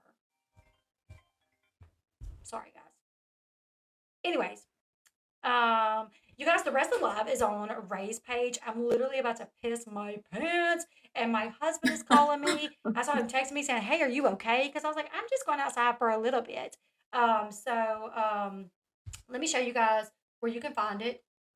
Let me see if I can get the link and share the link. The rest of this live is like crazy. We didn't even scratch the surface, okay? So, it's right here. It's on Tiffer's page. Oh, sorry, Rei. Wow. Thanks a lot. My bad, girl. It's Rei Clarke right here. Rei Clarke. R-E. I mean, it's what you see right here. Right. It's her on YT. So go watch it. I'm telling you, the whole time I was literally blown away. The whole time listening to even them talk about everything before Tiffers came on. I was enjoying it. I jumped on for a little bit. Caitlin jumped on for a little bit, and then Kail was lighting it up, when she jumped on. So you guys go check it out. And yeah. Well, thanks for sharing. Yeah, absolutely. Absolutely, girl. And if we weren't friends, I would have watched more of it, but I don't want to take away from your views. I'm trying. He said, I knew it. If you don't answer, you're on TikTok. I know. And I have my phone ringer on too. So whenever you call, it's like, Sean Bess is calling you. So it literally it's like a loudspeaker in my office when I have my ringer on and people calls me. Earlier it was like, Coco is FaceTiming you. Coco is, and I'm like, oh. I'm gonna have to put different names in there for y'all. But anyways, you guys, this video will go up on YT as well for anybody that came in late. And Tyler, send me the check. I'll send you my new P.O Box, okay? I love you guys. Thank y'all. Go follow Rei. Go watch her video. And I'll see all of you guys in the next one. Bye, y'all. Bye, Rei.